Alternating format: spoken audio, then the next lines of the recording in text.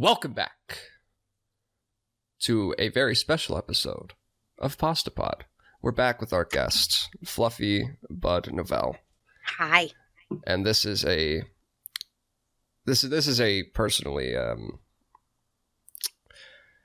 is a personal thing for me because today we're covering one of, not even one of, my absolute favorite story ever. And honestly, I've wanted to do this for so long. The reason why I started this podcast to begin with was because I wanted to start doing like creepy story reading. I've always wanted to do that, but I've always kind of shelved the idea.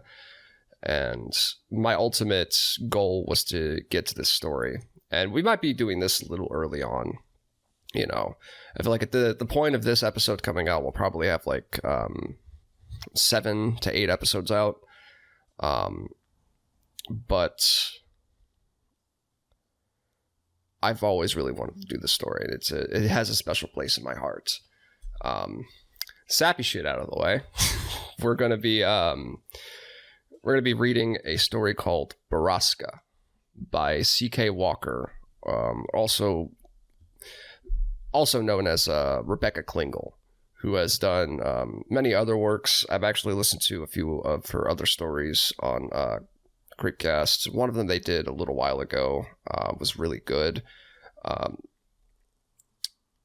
yeah, have you ever heard of C.K. Walker, Fluffy? I have not actually. Yeah, she is a very well-known, renowned artist within the no sleep community. Apparently under this, I don't know if this is a repost or if this was just her username before she started actually writing books, but it's under the name The Dalek Emperor. But I have to imagine that is her actual profile on No Sleep, but we'll leave links to her website and all that good stuff. I have to ask you. This is something I planned on asking you. Like after we confirmed that we were doing this, based off of just the title. Like, what do you think about this story? Like, what do you think will happen? Like, broadly speaking. I have no idea. To be completely honest, it's not like at least not for me. The title doesn't give them any clues. Yes, that is a point. That is sort of the point that it's giving. It's just the one word Borrasca, but it holds in the story. It holds a lot of meaning. So I think how we're gonna read this is there are a lot of characters in this, like quite a lot of characters, quite a lot of dialogue, and also quite a lot of narration as well. I feel like us doing the back and forth was pretty good. But I think for simplicity's sake, I'll take the male roles and you take the female roles. Of course. And then we just kind of switch back to my female voices, or just not it. Gotcha. Yeah. But yeah, shit. You ready? I think so, yeah. I think. Thank you guys for the support. I know it's like I'm sorry, before we get into the episode, thank you guys for the support. We've gotten 27 subscribers, which again I harp on, you know, that's not like a lot, but to me that's really cool that we're getting like new people coming to the channel. Again, my goal is to 1,000 subscribers before the end of the year, which I think is manageable if I keep with the upload schedule. But thank you for all the comments and the support. Thank you to my friend Luke for sharing the links to his Instagram story. It gets us a few people that come in. It's all appreciated. We all appreciate you very much for that. But without further ado, Borrasca by C.K. Walker. I'll take the first the first bit of it. It's a long story, but one you've never heard of before. The story is about a place that dwells on the mountain, a place where bad things happen. And you may think you know about the bad things. You may decide you have it all figured out, but you don't. Because the truth is worse than monsters or men. At first, I was upset when they told me that we were moving to some little town out in the Ozarks. I remember staring at my dinner plate while I listened to my sister throw a temper tantrum unbefitting of a 14-year-old honor student. She cried, she pleaded, and then she cursed at my parents. She threw a bowl at my dad and told him it was all his fault. Mom told Whitney to calm down, but she stormed off, slamming every door in the house on the way to her room. I secretly blamed my dad as well. I'd heard the whispers too. My dad had done something wrong, something bad, and the sheriff's department had reassigned him to some little out-of-the-way county to save face. My parents didn't want me to know that, but I did.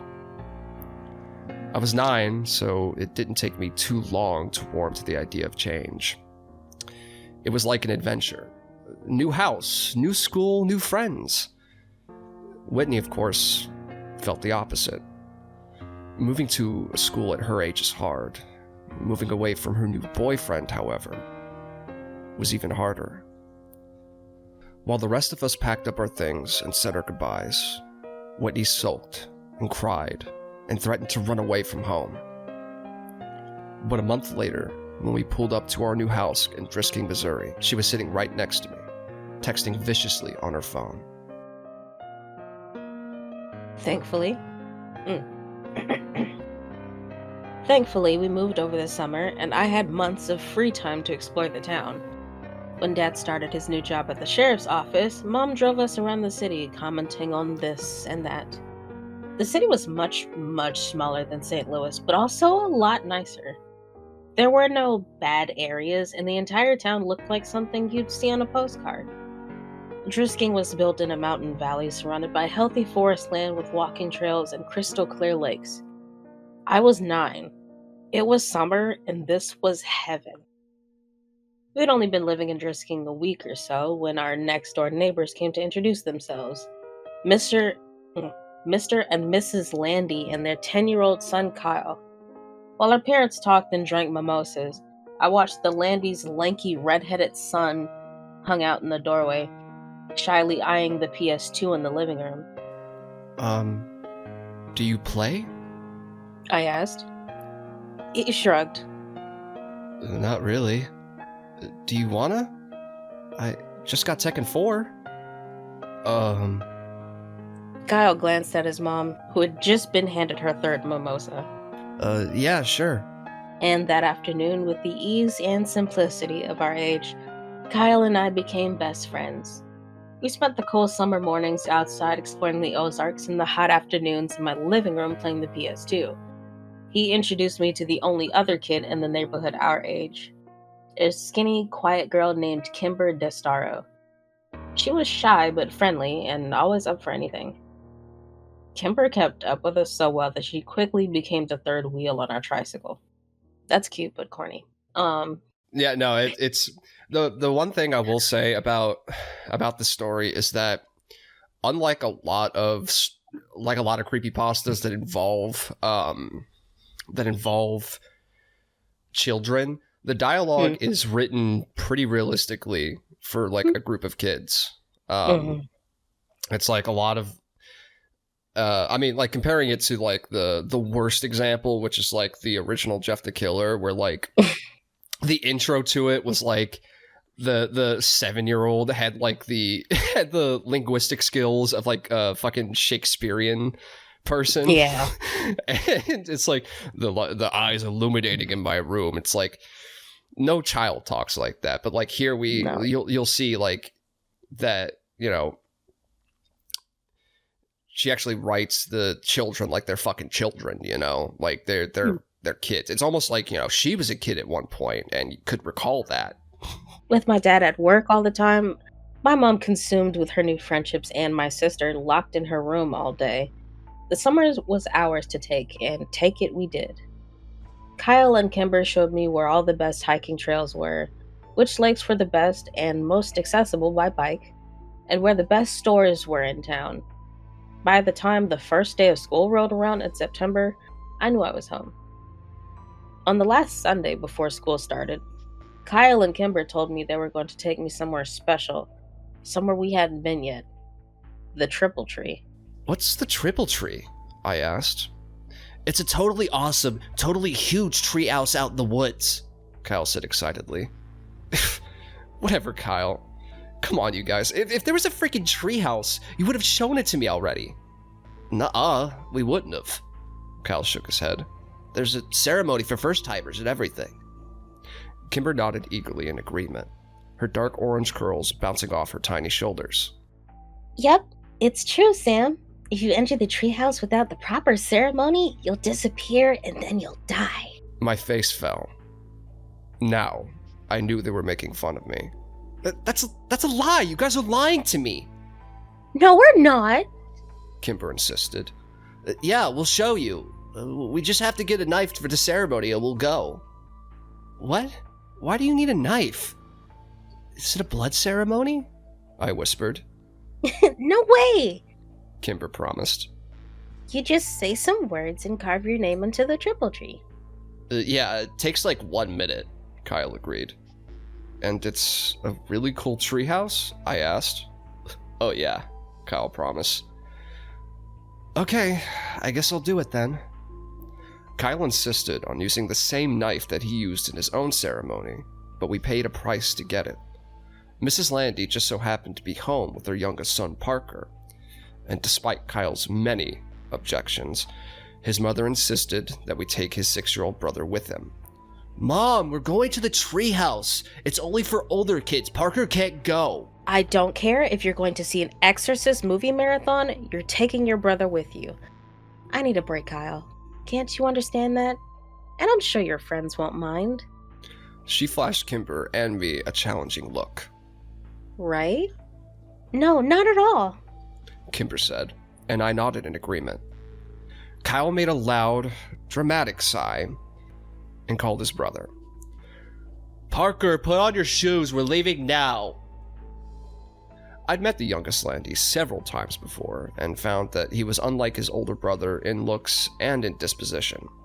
Where Kyle was a wild, excitable fireball with hair to match, I found Parker to be an anxious, fidgety boy with small eyes and dark brown hair. We got on our bikes and made our way to a lesser-known hiking trail a few miles away. I'd asked before where the trail had led when we'd rid across it several weeks before, and Kyle had given me the underwhelming answer of nowhere interesting. We pulled up to the trailhead and leaned our bikes against the wooden signpost which read, West Rim, Prescott, Ore Trail. Why are there so many trails around here named Prescott? I asked. Is this Prescott Mountain or something?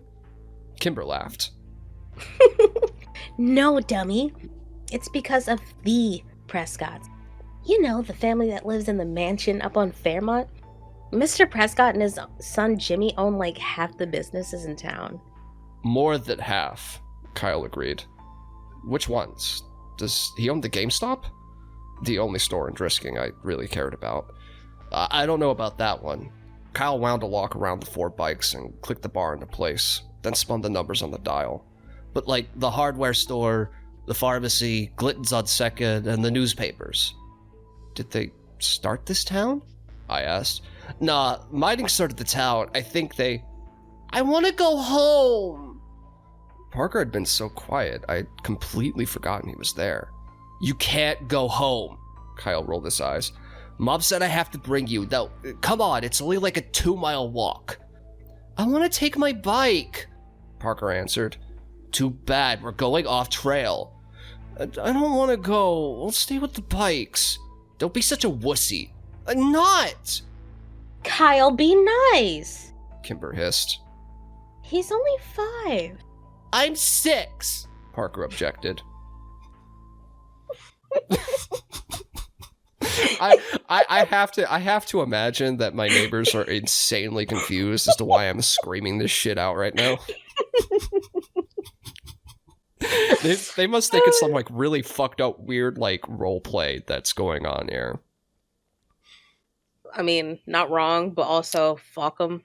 Also, that was really good. It was just Yeah. okay. It's too good, I know. I'm sorry. 6. You're 6.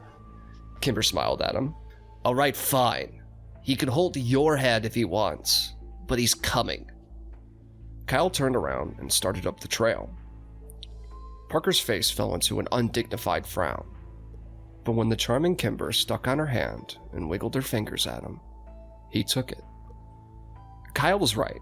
It wasn't a long walk, only half a mile down the trail and then another half-mile hike on a well-treaded path up the mountain. It was a steep climb, though, and by the time we got to the treehouse, I was winded. What do you think? Kyle asked excitedly. I studied the tree as I caught my breath. It's pretty awesome, I smiled. And it was. They hadn't lied. The treehouse was the biggest I'd ever seen. It had multiple rooms and there were actual curtains in the windows. A sign above the door said, Ambercott Fort, and a rope ladder hung below the threshold, missing several planks. I'm going up first! Yelled Parker, but Kimber caught his arm. You have to do the ceremony first or you'll disappear. She reminded him. That'd be fine with me, Kyle grumbled. I was eager to get into the fort myself. Hey, give me the knife. I held out my hand. Kyle smiled and dug the switchblade out of his pocket. There's some space in the back to carve your name. I opened the knife and walked around the tree looking for an empty spot. There were so many names on the tree that I had to crouch down and look near the bottom since I couldn't reach any higher. I spotted both Kyle and Kimber's carvings on the tree, and I finally found a spot that I liked near the ladder. I bit my tongue and carved Sam W. into a blank piece of bark underneath someone named Paul S. Parker went next, but had so much trouble with the knife that Kyle had to do it for him. All right, let's go. I ran over to the rope ladder. Wait, Kyle yelled. You have to say the words first. Okay, what are they? Kimber sang them out. Underneath the triple tree there is a man who waits for me. And should I go or should I stay, my fate's the same either way. That's creepy, I said. What does it mean? Kimber shrugged. No one knows anymore. It's just tradition. Okay, can you say it one more time slower? Once Parker and I had recited the poem, we were ready to go. I climbed up the rope ladder first and took stock of my new surroundings. The treehouse was more or less empty. Just a dirty rug here and there, some trash, old soda cans, beer cans, and fast food wrappers. I went room to room, 4 in total, and found nothing of real interest until the last one. An old mattress lay in the corner, and piles of musty, ripped clothing scattered the floor. Did a hobo live here? I asked. Nah, this room has been like that for as long as I can remember, Kyle said from the doorway behind me. It smells gross, I said. Kimber walked up to the threshold, but refused to go any further. It's not the smell that freaks me out. It's that. She pointed up to the ceiling, and I raised my eyes to read what was written there. Road to the gates of hell. Mile marker 1. What does it mean? I asked. It's just older kids being dicks, Kyle said. Come on, I'll show you the best part of the treehouse. We walked back into the first room, and Parker looked up at us and smiled, pointing down at what he'd clumsily carved into the wooden floor. Fart, Kyle read. That's hilarious, Parker. He rolled his eyes, but his little brother didn't pick up on the sarcasm and smiled proudly. That sounds exactly like my brother when he was that age. That's fucking funny. And see, that's what I mean, though. It's like all this, like all the little small details about like what kids would actually do. It's really nice. Mm-hmm. I love it. I love it. I love it. God, I love this story. I really hope you do too. Mm-hmm. Kimber sat down on the floor next to Parker. and I sat on his other side.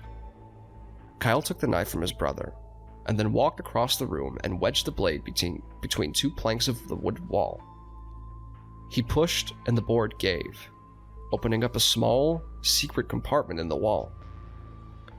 Kyle took something out and pushed the plank back in until it was flush with the others. Check it out. He turned around and proudly held 2 cans of Miller Lite beer. "Whoa," I said. Ew. Warm beer? That's gross. How did you even know it was there? Kimber asked. Phil Saunders told me. "Are we gonna drink it?" I asked. Hell yeah, we're gonna drink it. Kyle came and sat down in our circle, popped open the first beer, and offered it to Kimber. She eyed it like he was trying to hand her a dirty diaper. Come on, Kimmy. Don't call me that. She yelled at him, and then reluctantly took the open beer. She smelled it and made a face, then pinched her nose and took a small swig. Kimber shuddered. Ugh. That was even grosser than I imagined. I don't want any. I'll tell Mom. Parker said quickly as the beer passed in front of him. To me. Good, because you ain't getting any, Kyle promised. and you won't tell Mom shit. I put on my best poker face and took a long, deep swallow of the warm beer before I had a chance to smell it. It was a poor decision, and when I retched, the foul yellow liquid was all over my shirt. Oh man, now I'm gonna smell like beer. We spent the next hour and a half drinking the 2 cans of Miller Lite, and after a while, the taste grew more tolerable. I couldn't tell if I was becoming a man, or actually getting drunk. I hoped it was the former. When the last drop of the last beer was consumed, we spent 20 minutes trying to determine if we were drunk. Kyle assured us that he was wasted, while Kimber wasn't sure. I didn't think I was, but I failed all of our drunk tests. Kimber was in the middle of reciting the alphabet backwards when a loud, metallic grinding suddenly pierced the calm mountain air like a gunshot. Kimber stopped talking, and we spent a few minutes staring at each other, waiting for the noise to end. Parker curled into Kimber and put his hands over his ears. After what seemed like 10 whole minutes, the sound ended as suddenly as it had begun. What was that? I asked, and Parker mumbled something into Kimber's sweatshirt. Do you guys know? I tried again. Kimber stared at her feet as she crossed and uncrossed them. Well? It's nothing, Kyle answered finally. We hear it sometimes in town. It's not a big deal. It's just louder up here. But what was making that sound? Borrasca. Kimber whispered, without taking her eyes off her feet. Who's that? I asked. Not who. Where? Kyle answered. It's a place. Another town? No, just a place in the woods. Oh. Bad things happen there. Kimber said, more to herself than to me. Like what? Bad things. I don't know why you said it like that. Like she was the one causing all she's the entity the entire time. Bad things. God, Kimber was the monster all along. Then we had to stab her 37 times with Kyle's knife. Bury her in the woods. Jesus. Imagine if the story just took that turn. Just like I built this story up with you so much, and then it just ends like that. I would have to come and fight you. You know what? I would welcome that. I would, bring my end, please. I don't want to live on this planet I said fight anymore. you, not kill you. That's different. Well, if you happen to kill me in the process, I'm not going to complain.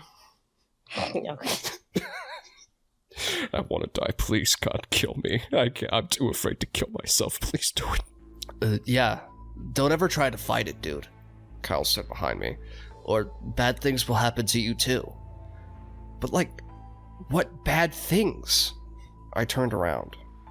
Kyle shrugged, and Kimber stood up and walked over to the rope ladder. We'd better go. I have to get home to my mom, she said.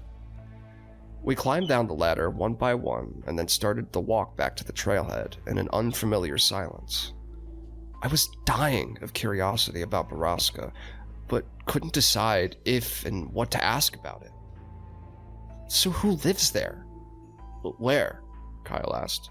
Borrasca. The Skin Men, Parker answered. Kyle laughed. Only babies believe in that. Like, men who are skinned? Like, their skin is gone? I asked excitedly. Yeah, that's what most kids say. Most of us stopped believing in that, though, when we turned double digits, Kyle said. I looked back at Kimber, who was still 9 like me, but she was staring down the trail, ignoring us. That seemed to be the end of the conversation, and by the time we reached our bikes, the awkwardness was gone, and we were giggling, trying to decide if we were too drunk to bike home. School started 2 days later, and I'd completely forgotten about Borrasca. When my dad pulled up to the curb to drop me off that morning, he locked the doors before I could get out. Not so fast, he laughed. As your father, I get the privilege of giving you a hug and telling you to have a first good day of school. But Dad, I gotta go meet Kyle by the flag before first bell. And you will, but give me a hug first. In a few years, you'll be driving yourself to school. Let me be your dad while I still can.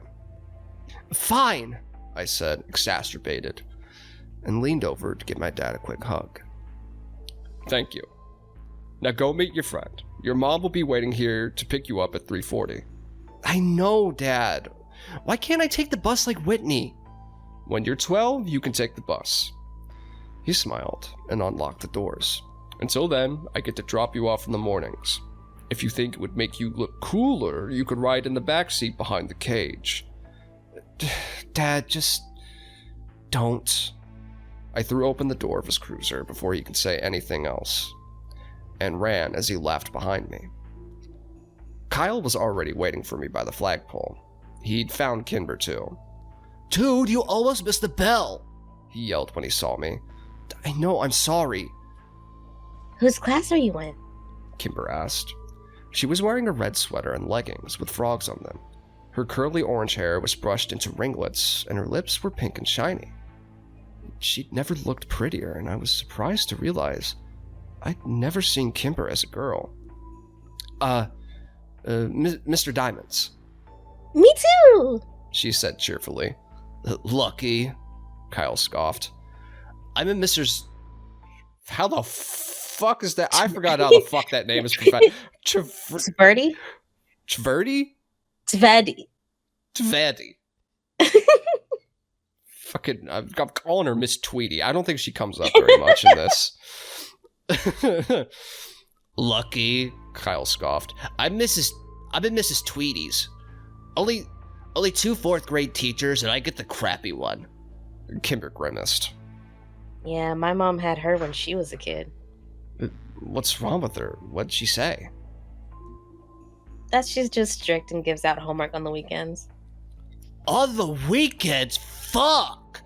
Excuse me, Mr. Landy. I immediately recognized the tall man that had suddenly appeared behind the white-faced Kyle. Sorry, sir, I meant dang. Kimber giggled. I'm sure you did. He nodded. Hi, Sheriff Clary.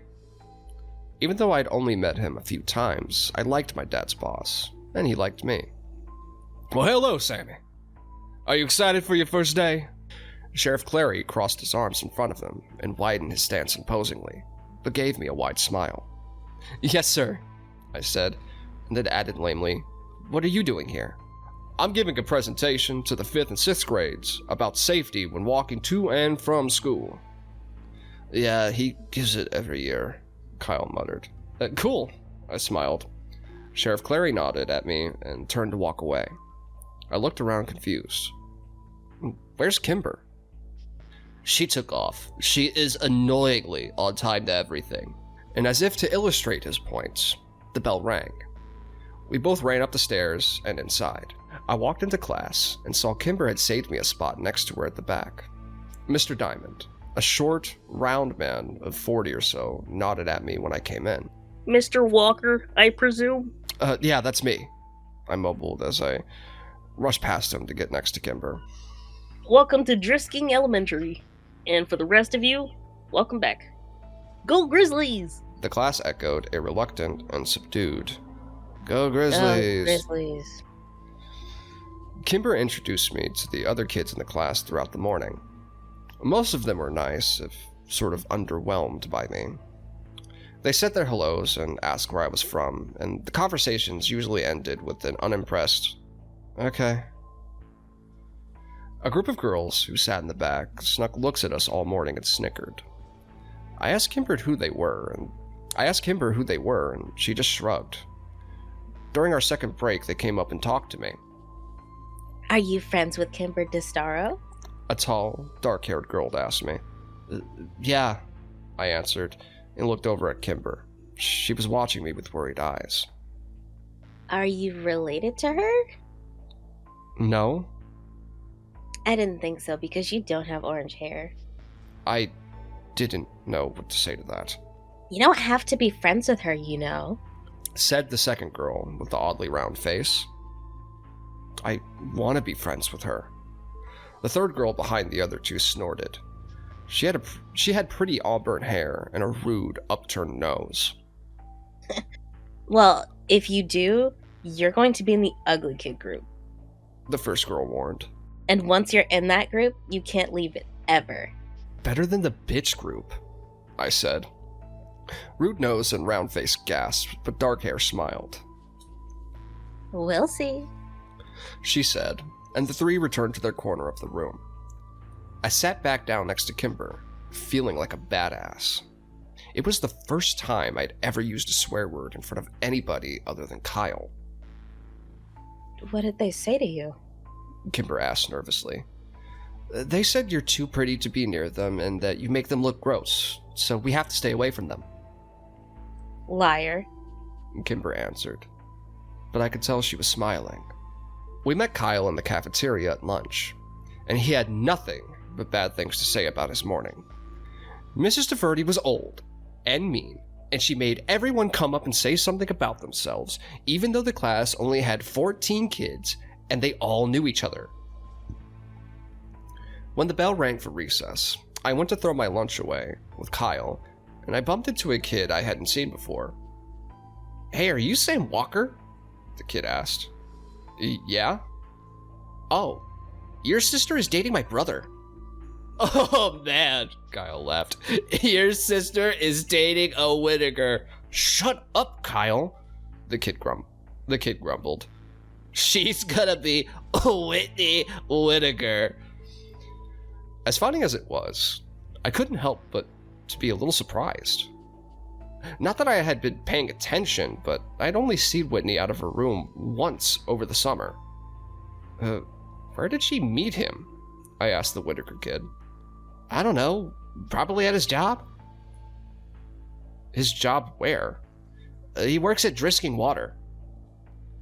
It didn't make sense to me, but I shrugged it off. I did remember my mom giving Whitney some menial tasks like getting the car washed and setting up some utilities to get her out of the house. Maybe she met him once and they started dating over text. Teenagers were weird.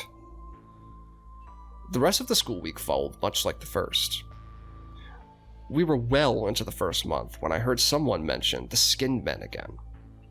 We were out in the playground, and Kyle and I were trying to start a fire with 2 large wood chips, when the distant sound of metal grinding on metal flooded over the playground, silencing every one of us.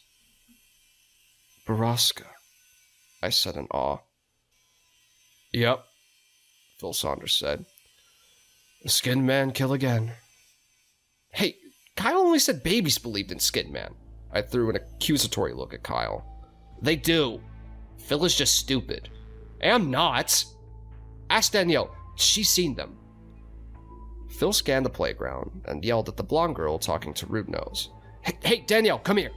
The blonde girl rolled her eyes but came skipping over anyways. What do you want? I told you Kayla doesn't like you, Philip. Drisking as the British girl. You know, I can fuck with it. I don't know how to feel. Are you making fun of me or are you impressed? Can't both be true. Can't both be true. Okay. I mean, I admire your vocal flexibility. It's really good, but I feel like the Ozarks is probably the last place I'd expect a British person. You never fucking know, but fine. No, you want British, or I could do something else. No, you could do British. I'm making fun of you. I mean, honestly, half of my interactions with any of my guests or my co-hosts is I have to torment them in some way, or I have to make fun of them. And of course, it can go both ways. So you know, if I fuck up, you have full range to make fun of me, make me feel like a complete and utter retard. That's why I giggle. No, tell them about the skinned man. Phil gestured to the air around us, which was filled with the metallic scraping coming down from the mountain. You tell them. No, you saw them, so you tell them. I didn't see them. Paige saw them. Oh, Phil said, and an uncomfortable silence descended. You guys are weird, Danielle said before flipping her hair in our faces and leaving. Who's Paige? I asked when she'd gone. Her sister, Phil said. Paige disappeared when we were like 5, Kyle said. After she saw the skinned men, Phil added. The sounds from the mountain abruptly ended, and the subdued atmosphere of the playground disappeared with it. When the bell rang, Kyle lined up in his class line, and since Phil was in my class, I made sure I was behind him. The teachers began to count us off. Hey, what else do you know about Borrasca? I whispered to him. My brother said that's where people go when they disappear. To Borrasca. What happens to them there? Bad things, he said. And then he shushed me when I asked him what that meant. So, okay. Another full stop here. How do you feel about like all these kids like knowing about this like supposed place, and anytime they're questioned about what happens in Borrasca, they're just like bad things. Whenever you try to ask them about it, they either go silent or they just refuse to answer. How does that make you feel? Like I should not have moved there? And I hope I can get a refund on my house. Hey. Well, I mean, suppose you're in Sam's position. What would be the first thing that like comes through your head? You hear this like metal grinding in the woods, and whenever you ask about it, all the other kids are like, "Bad things happen there," but they just won't. They won't respond. What do you think? Like putting yourself insanely creeped out. Insanely creeped out. Weirded the fuck out. Yeah. What would you think was happening up there? People getting grinded up. Okay. All right. Like people being served as like sloppy Joe sandwiches.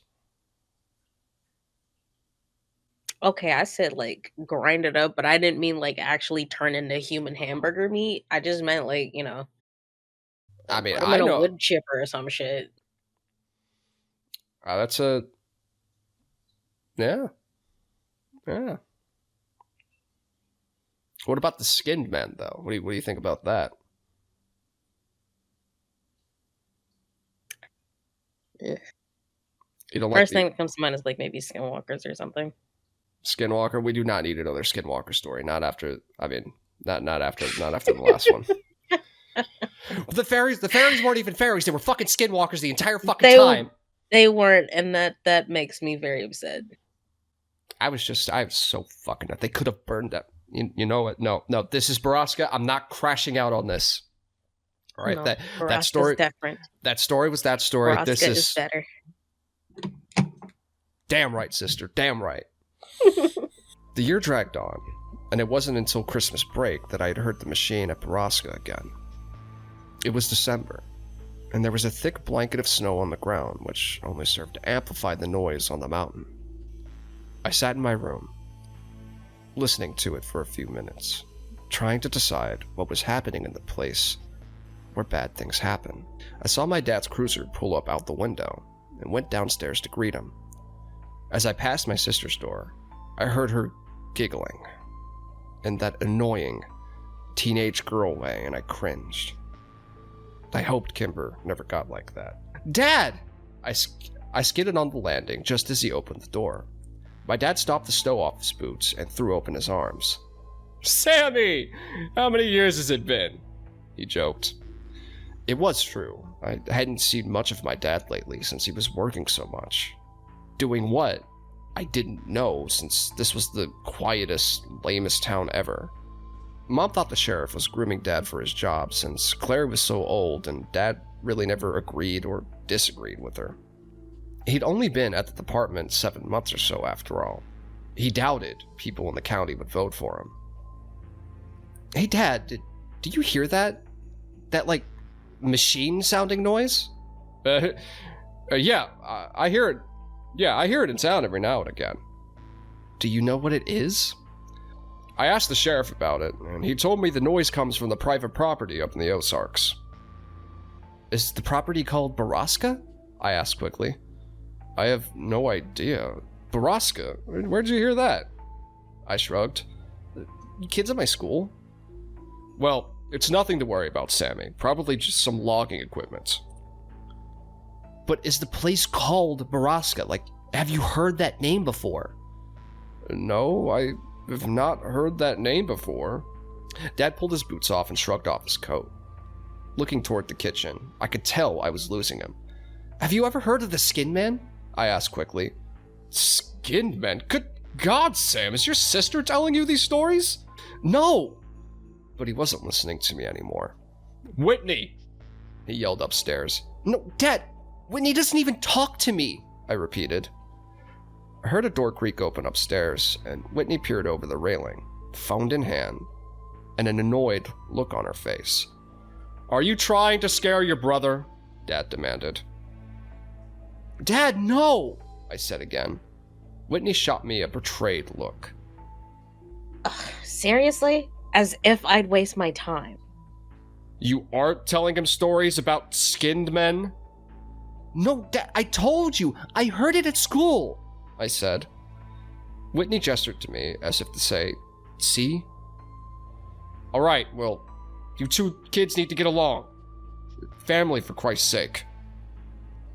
Whitney rolled her eyes, and when Dad walked into the kitchen, she stuck her tongue out at me. Real mature, Whitney, I yelled up at her, but she was already gone. I'll tell Dad about your boyfriend. Christmas came and went with surprising smoothness at our house. Whitney and I got everything we had on our lists, which was a first for us. The town may be smaller, but Dad's paychecks were clearly better. I wore my new Rams parka on the first day back to school after Christmas break. Kyle fawned over it, and Kimber showed off her blue pearl necklace her mom had gotten her for Christmas. Kyle and I feigned interest, but did it poorly. Kimber knew, but she just seemed happy we cared enough to fake it. As we said goodbye to Kyle for the morning, Kimber was suddenly slammed from the side. Kyle caught her before she fell, and I spun around angrily to see dark-haired girl, whose name I'd learned was Phoebe Dranger, laughing and walking away from us with round-faced girl. You're bad people who make poor life choices.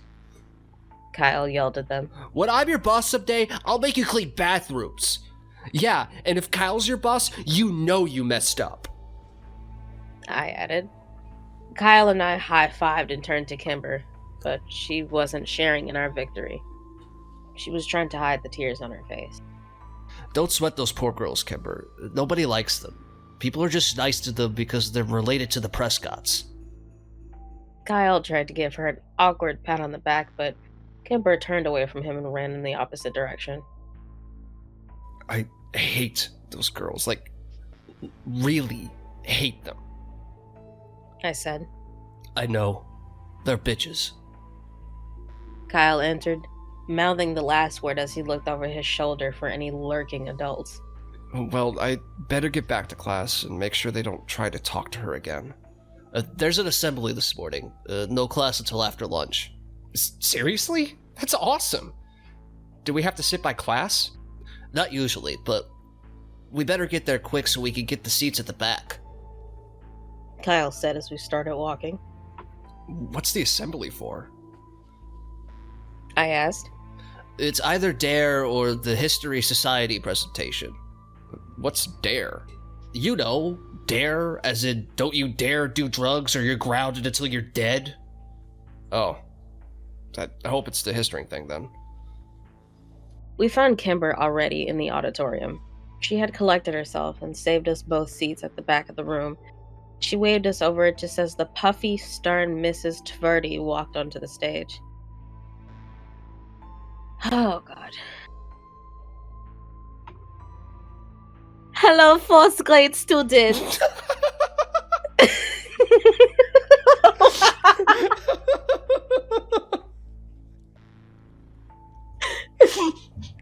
We are going to talk about Sephiroth today. No! I'm not trying to do German. It's just fucking Have you heard Netherlands. Have you No. heard of the Jewish Indian people? It's a small town. We are going to take them over. Her name is Mrs. Tverdy. Like, there's no fucking way that no normal fucking person that isn't in some fucking European, probably Netherlandian country. Come on now. This is in Drisking, Missouri. Okay, you don't know who the fuck could end up where, bro. Yeah, you know what? You've proved your magic before. I'll let you cook. All right. Damn. Hello, fourth grade students. This morning we have a special presentation for you from the Historic Preservation Society of Drisking. If you have any questions during the course of the lecture, please raise your hand. Like that'll happen. Kyle laughed. Now I'd like to introduce you, Mr. Wyatt Dowding, Miss Caslin Scanlon, and of course, Mr. James Prescott. What? Jimmy Prescott and not his dad? It's so weird, Kimber whispered. Dude, Thomas Prescott has done this presentation every year for like 20 years. It's definitely weird. It's not weird. Tom Prescott went crazy like a year ago. He didn't do the presentation last year when my sister was here either. I don't like Jimmy Prescott. Kimber shook her head. He gives me the heebie-jeebies. His dad is so much nicer. He's like a grandpa. The presentation was slow and boring. Mr. Dowding and Miss Scanlon talked about the first settlers here, the Cherokee and the Trail of Tears.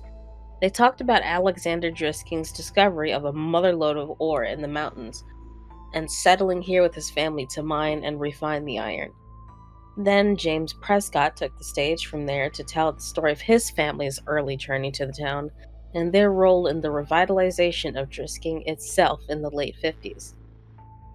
The last part was the most interesting of all, and I found Jimmy Prescott to be infallibly charismatic and entertaining. I was so busy laughing at his jokes and hanging on his every word that by the end of his presentation, I realized I'd actually learned quite a bit. So much so that I was interested enough to ask a question, which Kyle warned was committing social suicide. Mr. Prescott scanned the room and answered a few other questions before he finally got to me at the back. Oh, yes. You in the back. Mr. Prescott? Why did the mines close? Like, what happened? Very good question, young man. What did you say your name was? Sam. Walker. Ah, I believe I met your father the other day at the sheriff's office. Welcome to Driskin. As for your questions, most of the mines were closed in 1951 after a long period of unprofitability. The mountain had simply ran out of iron ore. The mills and the refineries were abandoned, and the town suffered for years. The miners and their families moved away. Stores went out of business. Schools closed, and Drisking became a ghost town. That would have been the end of it if it wasn't for stubborn families like mine who refused to leave. We refused to give up on this town, and after many, many years of hard work, Drisking became the picturesque little haven in the Ozarks that it is today. I hope that answered your question. I sat back down and Kyle shook his head at me. Bro. The assembly suffered through another 15 minutes of awkward Q&A until Mrs. Tverdy finally got us loose. We were released into the cafeteria to wait for the lunch lines to open. Kyle, Kimber, and I sat in our usual corner. That was so boring. Kyle whined. When are they gonna figure out that no one cares about Drisking's history? Seriously, I fell asleep like 3 times. Kimber nudged me. Sam seemed to care, she teased. I just wanted to know about the mines. Mines are creepy, that's all. Yeah, but all of our mines were blown up. You can't go in them anymore. Kyle said. Blown up? I asked. Kimber nodded. Some kids died after going into the mines, so the city set off some controlled blasts to implode the caverns. At least that's what my mom said. They messed up, though. I heard they blew up the water table or poisoned it or something. What? How do you know that? Kyle asked. Kimber shrugged. I heard my dad talking about it. Did they use C4 or something? I guess. So, like, we all drink the water, so we all have C4 in our bodies and we could explode at any minute. Kyle said excitedly. Do you think that's what happened to all the missing people? I asked him. Just sitting there one day and then boom! Yeah, dude. Kyle grabbed my shoulders. And that's when the skin man, and that's where the skin band come from. I made the intentional symbol of mind blown, and we laughed hysterically. You guys are dumb. Kimber rolled her eyes, but then she laughed when Kyle fell on the floor pretending he was exploding. I remember thinking in that moment that I was happy here in Drisking, Missouri with these two people. Happier than I'd ever been anywhere else. It was the last truly happy moment I ever had. Less than an hour later, Mr. Diamond's phone rang, and he exchanged a few quiet words with the person on the other end, his eyes flicking to and from my desk. It was hard to be surprised then when he hung up the phone and asked me to come up to the front. When I got there, he told me my mom was waiting for me in the office and that I was going home for the day. I traded a confused and worried look with Kimber, and then packed up my backpack and went to the office. When I got there, my mom was crying. We drove home in strained silence. I was too afraid to ask what was wrong. Mom parked the car a block from our house, which was blocked in by several police cars. When an explanation didn't come, I broke the silence myself. Is it Dad? I asked quietly, holding back my tears. No, honey. Dad is fine. Then what happened? Whitney never made it to school this morning. Her voice broke over my sister's name. Oh, no, Mom, I think she ditched, I said quickly. I saw her leave this morning. It was really early, like 6, and she was with her friends, Pete Whittaker and that kid Taylor. We know all about that, Sam. But they made it to school, and Whitney wasn't with them. They said she wanted to stop by the Circle K near Drisking High, so they left her there. And no one has seen her since. Well, my brain struggled to come up with an explanation. Maybe she's ditching. No, honey. My mom put the car back in drive and drove up to our house, parking behind the police cruiser. The police, as well as your father, think that Whitney is with Jay. But she has a new boyfriend here. We found all her books on the floor of her room this morning, and half her clothes gone along with some cash of your dad's. But... Right now, we think that she hitched a ride to St. Louis, and that she's with Jay. The sheriff's office is trying to contact the boy's parents now. Whitney? Run away? Anyone who knew my sister knew that she was prone to dramatics and empty threats. Plus, she was dating Chris Whitaker's older brother, Pete. I was sure of it. We walked up to the steps into the house filled with stale coffee and quiet murmurs. I tried to remember if Whitney herself had ever actually confirmed that she was dating Pete, but I drew a blank. When we walked into the kitchen, I saw my father sitting at the table, staring at phone records, head in hand. He looked up when I came into the room and gave me a weak smile. "Hey, buddy. Dad, I have something to tell you." I felt a very heavy hand on my shoulder and turned to look up at a solemn Sheriff Clary. "Everything you might know, son, no matter how trivial it is." I nodded and sat down at the table with my dad as my mom handed the big man a cup of coffee. Here you go, Sheriff. She said weakly. "Please, Mrs. Walker, call me Killian." My mother nodded and retreated back into the darkened corner to talk quietly with Sheriff Clary's wife, Grace. "What do you know, Sam?" my dad asked as he rested his chin on his hands in a mock symbol of prayer, as though I may deliver him from his suffering. "Well, just... I heard Whitney had a boyfriend, the guy named Pete Whitaker that she's been hanging out with, and I saw them and Taylor Dranger leave this morning before me." "What time did they leave?" asked the sheriff. I don't know, like before 6? He nodded. "That matches the statements of Taylor Dranger and the Whitaker boy." My father's head sunk lower into his hands, and I knew I'd let him down. "But," I rushed, "I don't think she went back to St. Louis because she's dating Pete, and I don't think she wanted to be with her boyfriend back home anymore."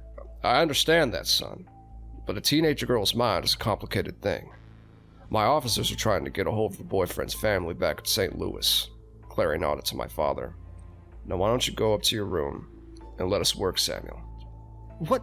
No, I want to stay down here. I can help." "No, son. There's nothing more you can do here. You've been a good brother. Now let us handle this." "But I can help." "You already have." "Dad!" I looked over at him with begging eyes. "Go to your room, Sam," he said quietly after a moment. I balked. "Dad!" "Now!" I was so angry. I did the only thing I could to make my rage known. I stomped upstairs, slammed the door, and then sat in my bed in disbelief.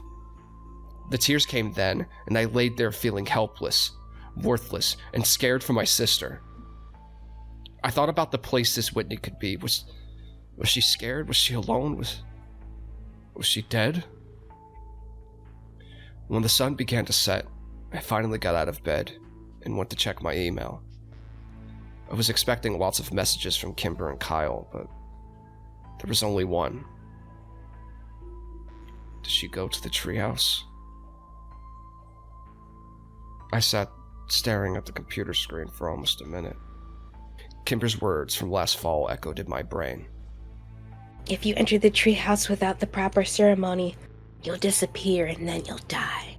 I didn't buy that Whitney had gone to Circle K that morning, and I especially didn't believe that she had hitchhiked out of town. Nothing they were saying downstairs made any sense if you knew my sister. But maybe this did. Maybe she and her boyfriend went to the treehouse to make out or something. And maybe he'd left her there. Maybe she'd gotten lost, or maybe the Skidman had found her. That was the worst thought of all. I didn't need to sneak out because the police were too busy with my parents to care about me anyway. I snuck my bike out of the garage and rode the 3 miles to the West Rim Prescott Ore Trail. When I got there, I saw 2 bikes locked to the signpost and my 2 best friends sitting in the snow next to them. "I knew you'd come," Kyle said when I pulled my bike up. Kimber ran to give me a hug. I'm so sorry, Sam. There was really nothing for me to say, and they didn't push. Kimber took my arm, and we started up the trail. The silence between us was stretched but comfortable. We trudged through the snow, and all the while I searched for the telltale footprints of others, but the snow was coming too fast. The hike up the mountain was harder and wetter than when we had come in the fall, and when Ambercott Fort finally came into view over the ridge, it was a welcome sight. The sun was getting low, and we hadn't brought flashlights. I fell as I ran up to the tree, calling my sister's name into the quiet wild. Kyle was right behind me and leapt impressively onto the rope ladder, climbing quickly up the planks. I kept calling Whitney's name, waiting for Kyle to yell that he had found her or there was at least some sign of her. And then I heard Kimber quietly say my name from where she stood at the triple tree. I ran over and tried to follow her eyes to confirm what I already knew was there. And then I found it, freshly carved near the top. Whitney W. My breath froze in my chest, and my vision blurred with unwelcome tears. And as the sun took its last desperate breath before plunging into the deep of the horizon, a deafening metallic word sang out from the wilderness and spilled down the mountainside. Oh, God. That's only part one. But how do you feel about that so far? That's that's I was gonna say I like it, but it was delicious. I'm sorry, I did just finish eating. No, you're fine. But yeah. So the sister, Sam's sister, goes missing. Dead. Dead? You think dead? That girl dead. You think the skin man got her? The skin men? Dead as hell. Dead as hell. All right. I do love the. I just posted the part 2. I don't know if you saw the link down there, so I just gave it to you there. But I do love. Oh. I love how the line as the sun took its last desperate breath before plunging deep into the horizon. That was probably, like, in the first part, it was probably one of my favorite lines throughout the entire story was that. It hits really hard because even though you don't know much about Whitney, the way that it's written, you can tell that Sam is just so panicked about his sister being gone, because even though they weren't like super duper close, that's still a sister. He's still worried about her. Yeah. And, like, I know the dad in the beginning was like, you two should get along. Like, they do. At least they're not, like, trying to kill each other and shit. But, like, it's not like they don't give a shit about each other. It's just, they're in that moment right now. That phase, if you will. Yeah, it's that... It's been worse, though. Yeah, it's that phase where it's like, they, she thinks he's lame, and I bet he thinks, like, yeah, it's stated that, like, she's annoying. Yeah, she's annoying, that she's, like, too girly or whatever. But yeah, that's the first part. We got 4 more parts, or not 4 more parts. We got 3 more parts after this. Underneath the triple tree, there is a man who waits for me. And should I go or should I stay? My fate's the same either way. Good morning. The words faded back into the ether, and I woke with a start. Jimmy Prescott was lounging against the wall near the door, an amused yet disapproving look on his face. Oh, shit. Sorry, Mr. Prescott. I didn't hear you come in. I worked here when I was a kid, too. I installed the bell on this door for this very reason. Didn't seem to wake you up, though. He laughed. I mumbled another apology and idly straightened a stack of business cards in front of me. Late night? Kind of. Very. I hope you weren't out at those bonfires with all the other underage drinkers. No, sir. Yep. Good. Anyways, I'm just here for my lunch. I'll take a Parmesan chicken with avocado on rye. Yes, sir. Happy that the conversation was over, I walked over to the sandwich counter and unwound the twisty tie from the rye bread. Jimmy Prescott stepped back from the counter and idly studied that picture on the wall, though he'd seen them 1,000 times before. More of the photos were of the Prescott family, taken over the last century. I'd always thought it's odd decor, but then the shop was named after them after all. Is Mira here? Prescott asked as I wrapped up his sandwich. She's in the back. Ah, I thought she'd still be in St. Louis. Well, when you're finished, would you mind getting her for me? Shit. Yes, sir. I handed him his sandwich and went to the back to find Mira. She was in the office, furiously punching the keys on her accounting calculator. Mira? Jimmy Prescott is out front. He wants to talk to you. She turned and gave me a dubious look. Did he say, what about? I shook my head. Okay, she sighed. You can go home for the day, Sam. Are you sure? I still have 3 hours on the clock. He's the only customer we've had since we opened. Don't worry, I'll pay you for a whole day, kiddo. Thanks, Mira. Good luck, I guess. I gave her a sympathetic shrug and she patted my arm. I didn't know how she did it. Mira was perhaps the most burdened and stressed out woman in all of Drisking, but she never failed to be unbelievably kind. There was a hopelessness about her, a sadness that she hid very well. I left the store out the back door so I wouldn't have to see Jimmy Prescott again. His weird, yellowed amber eyes always set me on edge. Not to mention he was a total tool. I hopped in my car and texted Kyle that I was off work. He answered immediately and told me to come meet him. I happily whipped my apron off over my head and threw the car into reverse. Crystal Lake is my favorite place in all of Drisking. I had to park almost a mile away since the lake was so packed. I eventually found Kyle and Kimber sitting on a rock that jutted out over the beach. Kimber was sunbathing in a blue floral bikini, and Kyle was wearing his no one can tell where my eyes are looking sunglasses. What did I miss? I asked, sitting down next to Kimber. Not much, she answered, stretching and sitting up. Just more beer.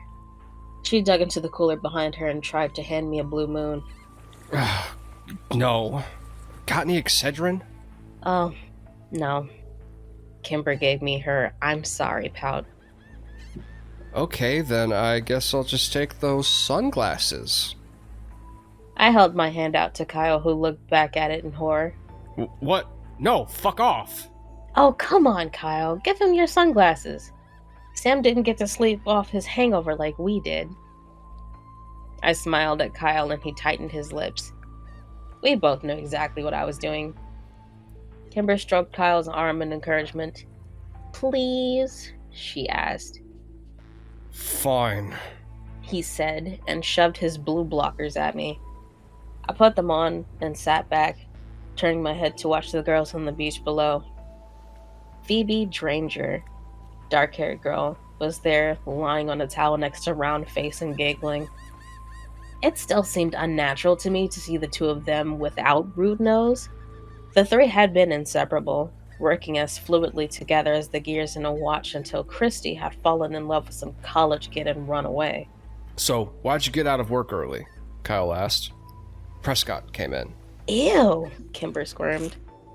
He totally freaks me out.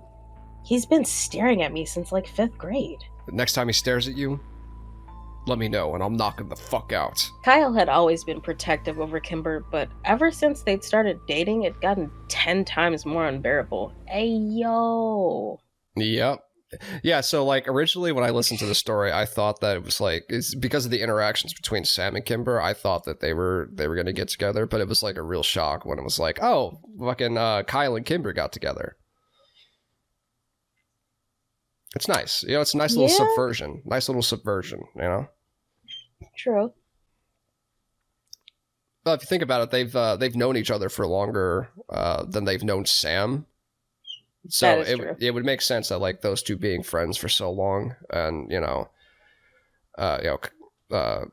Sam coming into the picture is kind of like a third wheel sort of deal, Yeah, I can see that. Kimber winked at him. So what did he want, Sam? He wanted to talk to Mira, probably about the sandwich shop. You mean about how no one goes there and the business should have been closed years ago, but it won't because the Prescotts are stubborn and vain? Kyle said. Yeah, probably. I mean, she looked pretty worried. I can count on one hand how many sandwiches I've sold in the past month. Ouch. Kimber grimaced. Yeah, I'm pretty sure she's gonna get chewed out. I really don't like that guy. I thought about the squirmy, yellow-eyed freak yelling at sweet little Mira, and it made my blood boil. You should have met his dad, Kyle snorted. He was a piece of work. His dad? Yeah, Tom Prescott. Kimber said. The family put him in a home a few towns over. Why is he in a home? I heard he got dementia, and it was embarrassing the family in public, Kyle said. I heard that too. Kimber brushed her long curls off of her shoulders. I always liked Tom Prescott. It was a pretty shitty thing to do. Hey, kids! Oh, sorry, hold on. I need to channel my inner dude, bro. Yo, dude, what's up? Hey, kids!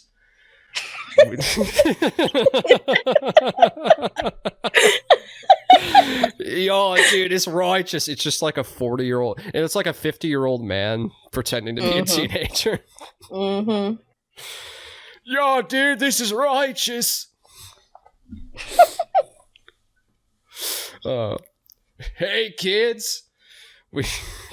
Yo, dude. Hey, kids. We turned in unison to see Phil Saunders come stomping out of the bushes behind us, with Mike Sutton following behind him. Yeah, so this is where the cool people hang out, high above the kingdom on Pride Rock. Sup, Mike? Kyle said, ignoring Phil, whom he disliked ever since Phil had briefly dated Kimber. Phil was either unaware of or uninterested in Kyle's feelings. Of course, that may also have been because Phil was stoned out of his mind most of the time, and now was no exception. They sat down next to us. Mike offered me his pipe. Want to hit this? I did want to hit it, and pretty badly too. I reached out, but Phil swatted my hand away. Careful, guy, you don't want to get the sheriff's son high, for fuck's sake, Mike.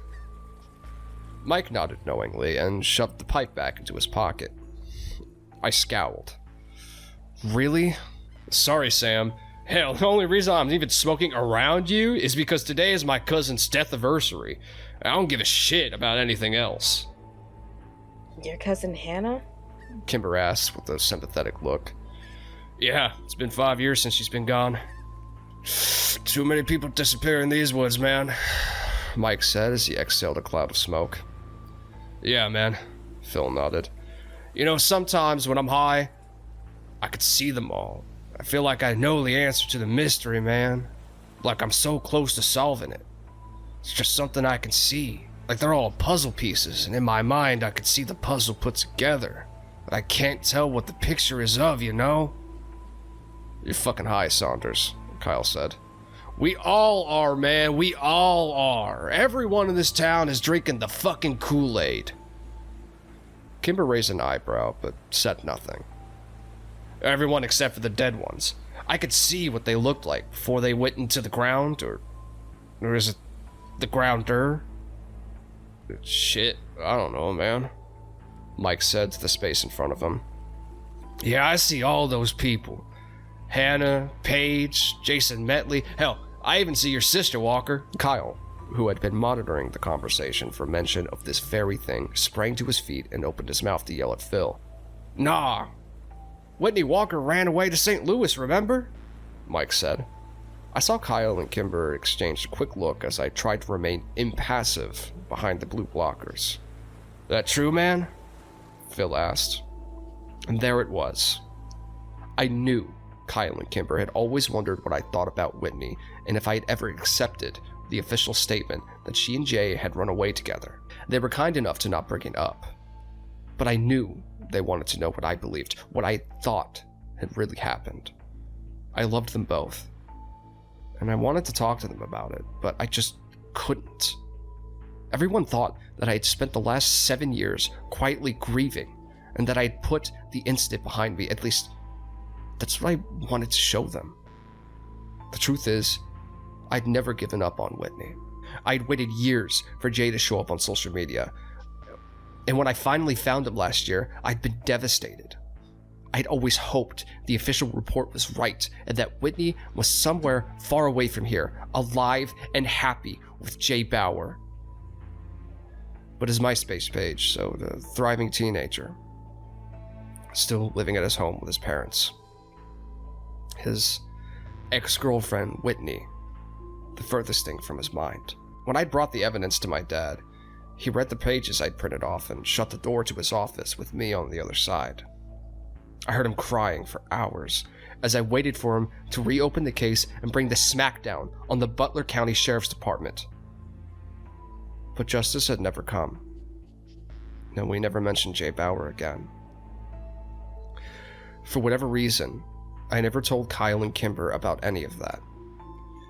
Maybe it was because I was worried that they'd blow it off like my dad had, and far more likely, I didn't want them to know how obsessed I'd become with the Borrasca and the Skin Men. I knew as assuredly as the sun would rise tomorrow that Whitney's death had happened at there, just like all the others who had gone to the Triple Tree. I was suddenly very aware of 4 pairs of eyes staring at me. Yeah, it's true. She ran off with this guy Jay from our hometown, I answered, and that was enough for Kyle. Alright guys, he's the sheriff's kid. What do you think is gonna happen when he gets caught with weed? Little man is right, Phil, let's bounce. I don't need any more trouble with the cops around here, Mike said. Later, Kimber, Walker, little man. Phil stood up, brushed off his pants, and jumped from the boulder onto the sandy beach below. He sprayed sand all over a couple of freshman girls who squealed and called him an unthoughtful ass. Phil tipped his invisible hat to them and said, "Ladies," before walking off. What a prick, by the way. I never liked Phil Saunders. Seemed like an asshole, you know. Mike followed them down, and as I watched them make their way down the beach, I became aware of a conversation going on behind me. I didn't say I wanted to go. I said I had to go. Kimber said. It's only 2 o'clock and it's Sunday. I know, but my parents have been fighting a lot lately. And I don't want to leave my mom alone too long. I thought she was doing better. A little, but she's still depressed, Kyle. Do you want to stay over at my place tonight? Kimber's voice dropped to a whisper. I don't think I'm ready for that yet. What? No, wait, that's not what I meant. I'd sleep on the pullout in the basement, and you would have my room. Very awkward silence. My parents love you, you know, he added. Kimber laughed. I know, I just want to be there for my mom right now. But thank you, sweetie. And then the absolutely disgusting sound of my 2 friends kissing. I would never get used to it. On that note, I'm out of here too. I stood up and gave them both a shaming look. Oh, come on, Sam, don't be jealous. We'll find you a girlfriend someday, Kyle joked. I really don't need your help with that, I muttered, glancing down at the beach where Emmeline Adler was sunbathing. I'll see you guys tomorrow. Last week of school! Kimber yelled at my retreating back. Thank God. Tomorrow was the last Monday of the school year, and while I should have been thankful my sophomore year was ending, I wasn't. The summer meant no distractions, more time to think, and even more hours of boredom at Prescott Artesian Sandwiches. But I wasn't looking forward to tomorrow for another reason. Besides it being Monday, it was also sophomore ditch day. My dad had caught on to that several weeks ago and warned me to set a good example and go to school that day. Sometimes I really hated being the son of a cop. Kimber and Kyle were sympathetic and had offered to share in my misery. I had, of course, said yes, much to Kyle's dismay. As I had expected, my dad was waiting for me when I got home. We shared a brief, strained conversation about our respective days, and he finally got to it. Remember, Sammy, we're cracking down on truancy this year. I want to see you at school tomorrow. Yeah, I got it, Dad. And I hope I won't have to write a ticket to Kyle either. I sighed. It's just a tradition. Even the teachers sort of encourage it. On Friday, he said, I don't care what they said, Sam. Besides the fact that I am the sheriff, I am also your father, and I want my son in school. I laughed and shook my head. What a joke. I can't control what Kyle does. Fair enough. But you can control what you do. I said nothing, and Dad sighed. It's almost over, Sam. Just get through these last 5 days, and you could be done with school for a few months. Fine. I walked out of the kitchen and rudely ended the conversation. I climbed the stairs and passed by Whitney's door on the way to my room. The light was on, and silence was behind it. I knew my mother was in there. She was always in there, doing God knows what. I walked to my own room, shut the door behind me, and locked it. The next day at school ended up being more embarrassing than anything else. There were a few other people that hadn't skipped, maybe a total of 10 of us, and the looks they shot at me made it clear that my dad was the reason they were there. Kimber, great friend that she was, happily went to her classes like it was a normal day. Kyle attended all of my classes with me. The teachers, who had been looking forward to an easy day, couldn't have cared less. Just before lunch, an officer came around to all the classrooms and asked for copies of the attendance sheets. Dad really wasn't kidding about cracking down this year. I was gonna get shit from people all summer. At lunch, Kyle and I went out to my car to smoke. Usually, we were hidden by dozens of large pickup trucks, but today we were out in the open and vulnerable. I moved the car to a shady corner of the parking lot, and Kyle pulled out his bowl. Did you text Kimber? I asked him while he hit it. Yep. He said through tight lips as he let the smoke sit in his lungs, and then blew it out all over my dashboard. She went home around 4th period. Said her mom called her and she was going home to take care of her. I don't know, man. Doesn't her mom hate you? I asked, taking my turn with the bowl. Yeah, I mean, that's a fairly new development. Ever since Kimber and I started dating, but I'm pretty sure she's always hated me and just hid it better before. Now that she's all depressed and whatever, she doesn't give a shit. It was hard to picture anyone hating Kyle. Why can't Kimber's dad take care of her? I don't know. I hit the pipe again. Hey man, let's not even go back today. Kyle said. You think? I asked. Yeah, I mean, you put in 4 periods, you've been a good son. And Officer Dickass has already come around and collected the attendance sheets. Dickass? But really? You're better than that, man. Officer, Ass... Dick? You're fucking baked, Kyle. Seriously, man. Let's go. I thought about it for a second. Kyle was right. I've done my duty as a son, and if I left now, I'd have enough time to go to GameStop before work. Fuck it. I turned on the ignition. Kyle sat up in his chair and rolled down the window to clear out the smoke. Hey man, can you drop me off by Kimber's? Sure, but how are you gonna get home? Can you come get me after work? What if her mom throws you out again? Kyle rolled his eyes. That was one time. Why can't I just drop you off home and you take your own car? It needs new tires. New tires, of course. What Kyle really meant was that his insurance had lapsed and he didn't have any money for gas anyway. He'd bought the car last summer after working double shifts at the convenience store for half a year. It was an okay car, newer, but I knew he'd only wanted it to impress Kimber, something he vehemently denied. Had it worked? Not in my opinion. They'd started dating in the fall, and Kyle quit his job to spend more time with her. Kimber didn't seem like the kind of girl to be impressed by a Pontiac Bonneville, but Kyle was convinced that was how he'd won her over. I was sure all the car had really done was give him the confidence to ask her out. And now that its part in their romance ended, the car sat in the garage of the Landy home collecting dust instead of memories.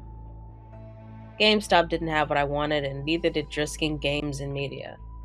Since I had nothing else to do, I decided to show up to work early and hope that Mira would let me leave early too. I parked in front and walked in the door, unsurprised to see no one at the front counter. There were only 3 of us that worked in the shop, and sadly, I never got to see the other girl, Emmeline, who worked on the days I didn't. This was disappointing to me since she was half the reason I'd apply there in the first place. I went into the back to tell Mira I was there, and found her slumped over her desk in a pile of receipts and paperwork. This wasn't an unusual way to find Mira, but something seemed different today. I immediately felt a disturbance in the force, but before I could run away, she turned toward me and I saw I was right to flee. Mira was crying. Are you, are you... I'm sorry. She said quickly, wiping her eyes. Is it 4 already? No, it's 2:15. I thought maybe if I came in early... Oh, right. It's your ditch day. Mira wiped her eyes only to have them filled with tears again. I don't understand, Sam. The store had been operating in the red ever since I was hired to manage it. What am I doing wrong? I don't know. I offered lamely. The instinct to escape never stronger. No one comes in here, ever. And Mr. Prescott refuses to let me put signs up to advertise. He says they're unsightly, but how does he expect me to pull in business? I need this job, Sam. God, I must have looked like a frightened deer because when Mira glanced over at me, she seemed to suddenly collect herself. Go ahead and go out to the front. I'll do your time card. She didn't have to tell me twice. I really liked Mira, and I hated seeing her like this. The front didn't end up being much better. I could hear Mira crying over the store's dated music track. Her sobs went from painfully audible to muffled whimpers. After half an hour, I decided I had to do something. Since I was entirely unequipped to deal with an adult woman's emotions, I decided to call Mira's husband, Owen. He was thankfully at home and answered on the second ring. I'll be right there. I breathed a sigh of relief when I heard a car pull up outside and saw the tall, girthy Owen get out of it. He walked in during a quiet lull in his wife's breakdown. Every time they describe him as tall and girthy, I imagine the girl, the blueberry girl from Charlie and the Chocolate Factory. You know what I'm talking about? Yeah. Every time. I don't know why.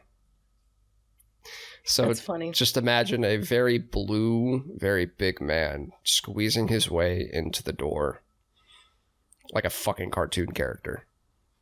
That's insane.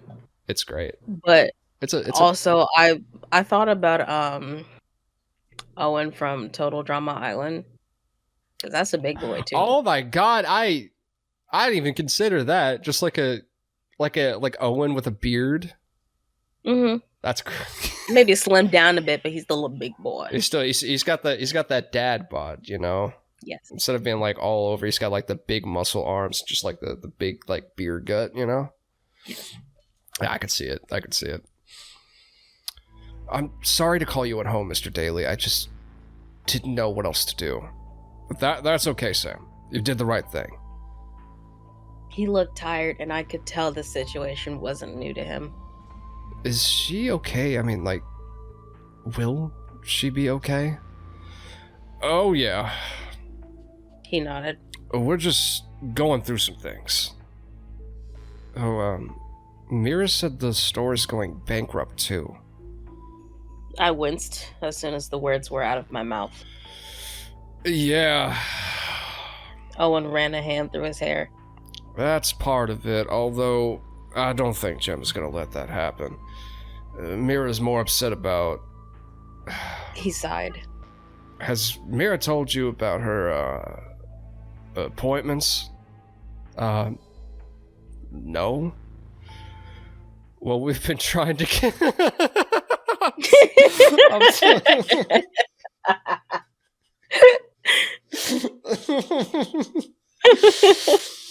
I'm sorry. To stop it for a second. There's a bit on Creepcast where they make fun of this entire part of it, where they're laughing about it, and that immediately just popped into my head because they're basically talking about their pregnancy troubles to a 16-year-old boy that works at a fucking sandwich shop. That little nigga does not care about your infertility, bro. I'm so sorry, bro. Sorry you got some sorry swimmers in that sack, but we just don't care, bro. Sorry swimmers is a fucking fantastic descriptor. I love that. I'm fucking stealing that. That's great. No. Oh my god. Well, we've been trying to get pregnant for years. Long, painful years. It's just so goddamn important for her to have a baby. And you know what? She blames me for our problems. He walked around the room, staring at the pictures, barely talking to me anymore. I understand why it's important to her. I just don't understand the obsession with it, you know? Because she's the last one in her family. Because she's the last McCaskey on the planet.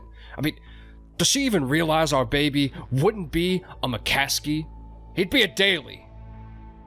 I tell you, Sam, never marry a woman with a crazy father and 4 dead uncles. They develop these obsessions with lineage and... 4 dead uncles? What? Oh yeah, the famous ones. You know the 4 brothers who died in the Driskin mines? Well, that only left her dad, and her parents were only able to conceive of her, which leaves her as the last McCaskey and hope for the family line. So, of course, you see how this is all my fault. I looked at him blankly, and he sighed. I'm sorry, kid. These aren't your problems, and they're way over your pay grade anyway. I'm just very stressed out these days. Our fertility issues and Mira's absolute abhorrence to the only other option, But how did they die? I was desperate to talk about anything else, and the story of Mira's uncles interested me. The McCaskey boys? I don't really know.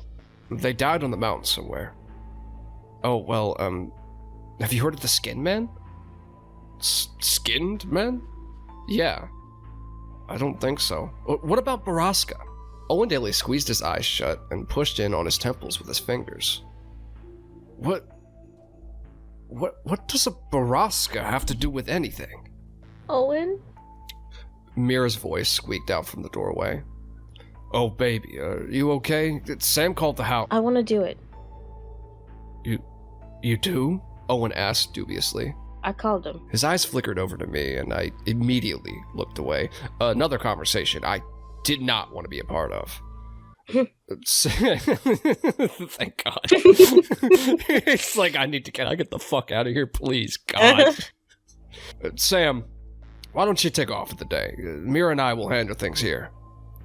Okay. I mumbled and bolted for the door. Once I was in my car and backing away, I called Kyle. Dude, fucking weird shit is going down in this town. What happened? I can't explain it over the phone. Where are you at? I'm at Kimber's. Are you off work? Yeah, I'm coming to get you. By at Kimber's, Kyle met sitting on the curb in front of the house. Kicked off the property again. When I pulled up, Kimber came out and met us at the curb. I'm so sorry, Kyle. She said. She's really upset today. She wouldn't even let me leave the house to sit with you. It's okay, he said. Don't worry about me. I just want to make sure you and your mom are okay. We're okay. And my dad will be home soon. Text us when he gets home and I'll come and get you, I said. Wish I could. I'm babysitting tonight until 7:30. Maybe after that? Sure. Kyle and Kimber hugged goodbye, and then Kimber rushed back to her house as something crashed inside. So what's going on? Kyle asked, taking a drink of a warm Dr. Pepper sitting in my cup holder. You're still wearing your apron, you know. Mira had a breakdown, I said, peeling it off. Really? What happened? I told Kyle the full story, giving particular attention to the 4 uncles. Yeah, the McCaskies, I've heard of them. Didn't know Mira was one, though. I thought they were all dead. Yeah, she's like the last one. So do you think the McCaskey deaths have anything to do with the other disappearances? It had been a while since I had mentioned anything about Borrasca, and Kyle choked a little on the Dr. Pepper. I don't know, man. I mean, maybe if the disappearances started around the same time? How can we find that out? Maybe the cops? There have to be police reports. Okay, but what if I couldn't ask my dad? Kyle shook his head. I don't know then. What about, like, records? The Historical Society people, maybe? Oh yeah, he said, nodding. We can try them. They're over on 2nd. They share an office with Drisking Arts and Antiques. I made a U-turn and started back towards the town. Hey, why are we doing this? I'd known the question was coming. I'd hoped to have more answers myself before I had to give him one. Just... Whitney was all I could say. Kyle didn't ask anything more. The Historic Preservation Society of Drisking was at the back of the building, and we had to walk through the antique shop as the owner, Mr. Stranger, eyed us warily. At the end of a short hallway, we found a small room with 2 desks pushed together. One was empty, the other one stacked high with books and folders of loose paper. We could hear someone typing behind the stacks. I cleared my throat. Hello? A small woman popped from behind the desk. I recognized her as the same woman who had given us the lecture in 5th grade. Hello? How can I help you boys? She asked, walking out to greet us. Yeah, I have a few questions about Drisking's history, I guess. Is this for an end of year report? Have a seat, boys.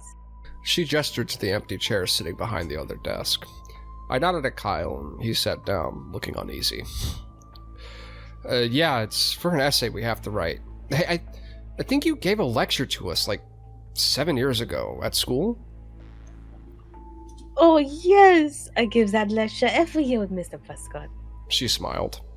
Yeah, it was you and one other guy, too. A bald guy? Kyle said, shifting uncomfortably in the wooden chair. Yes. That was my fiancé, Wyatt Dowding. He passed several years ago. Oh, Kyle said. So, Miss... Scanlon, but you can call me Catherine. She said. Kathleen. I tried. I hated calling adults by their first names. We wanted to know about the McCaskey kids. Oh. Catherine said, shaking her head. A dark part of history there, but history nonetheless. Yeah, so when did that happen? And how did they die? Kyle added. Well, they didn't die. I mean, they certainly perished in the mines, but their bodies were never recovered, so we don't know the answer to that. I would think dehydration, starvation, and exhaustion killed them within days of getting lost in there. And to your second question, that was 1953, I believe. And the mines closed that year? Well, actually, the mines officially closed the year after. There was a legal spat between the city and the Prescott Prescott family who wanted to leave the mines open until the bodies were found. The city wanted the mines were condemned. Wait, why did the Prescotts care? Don't you want to write this down? Catherine asked. Kyle tapped his head twice with his fingers. Catherine shrugged and continued. Well, the Prescott and the McCaskey family were closely related.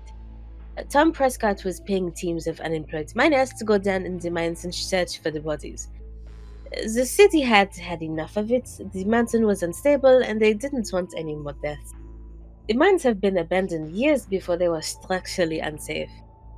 After the city banned the recovery teams from the mines, members of the Prescott family started going down there themselves. Finally, the city had had enough, and they had the mines collapsed. With bombs? Kyle asked. Well, with explosives? And that's what led to the incident. By this time, the mine had been unprofitable for a few years, and the city was quite broke. They hired a less than reputable company to collapse the mines, and, well, when they set off the explosives, they accidentally broke into Drisking's water table. The city went into debt trying to purify the water of silt and iron ore. It wasn't until 2 years later that things started getting better, thanks to the Prescotts who truly did revitalize Drisking. Kyle's phone chirped. He pulled it out of his pocket. It's Kimber. She wants us to come over. Okay. Thanks, Miss Scanlon. I mean, Catherine. Sure.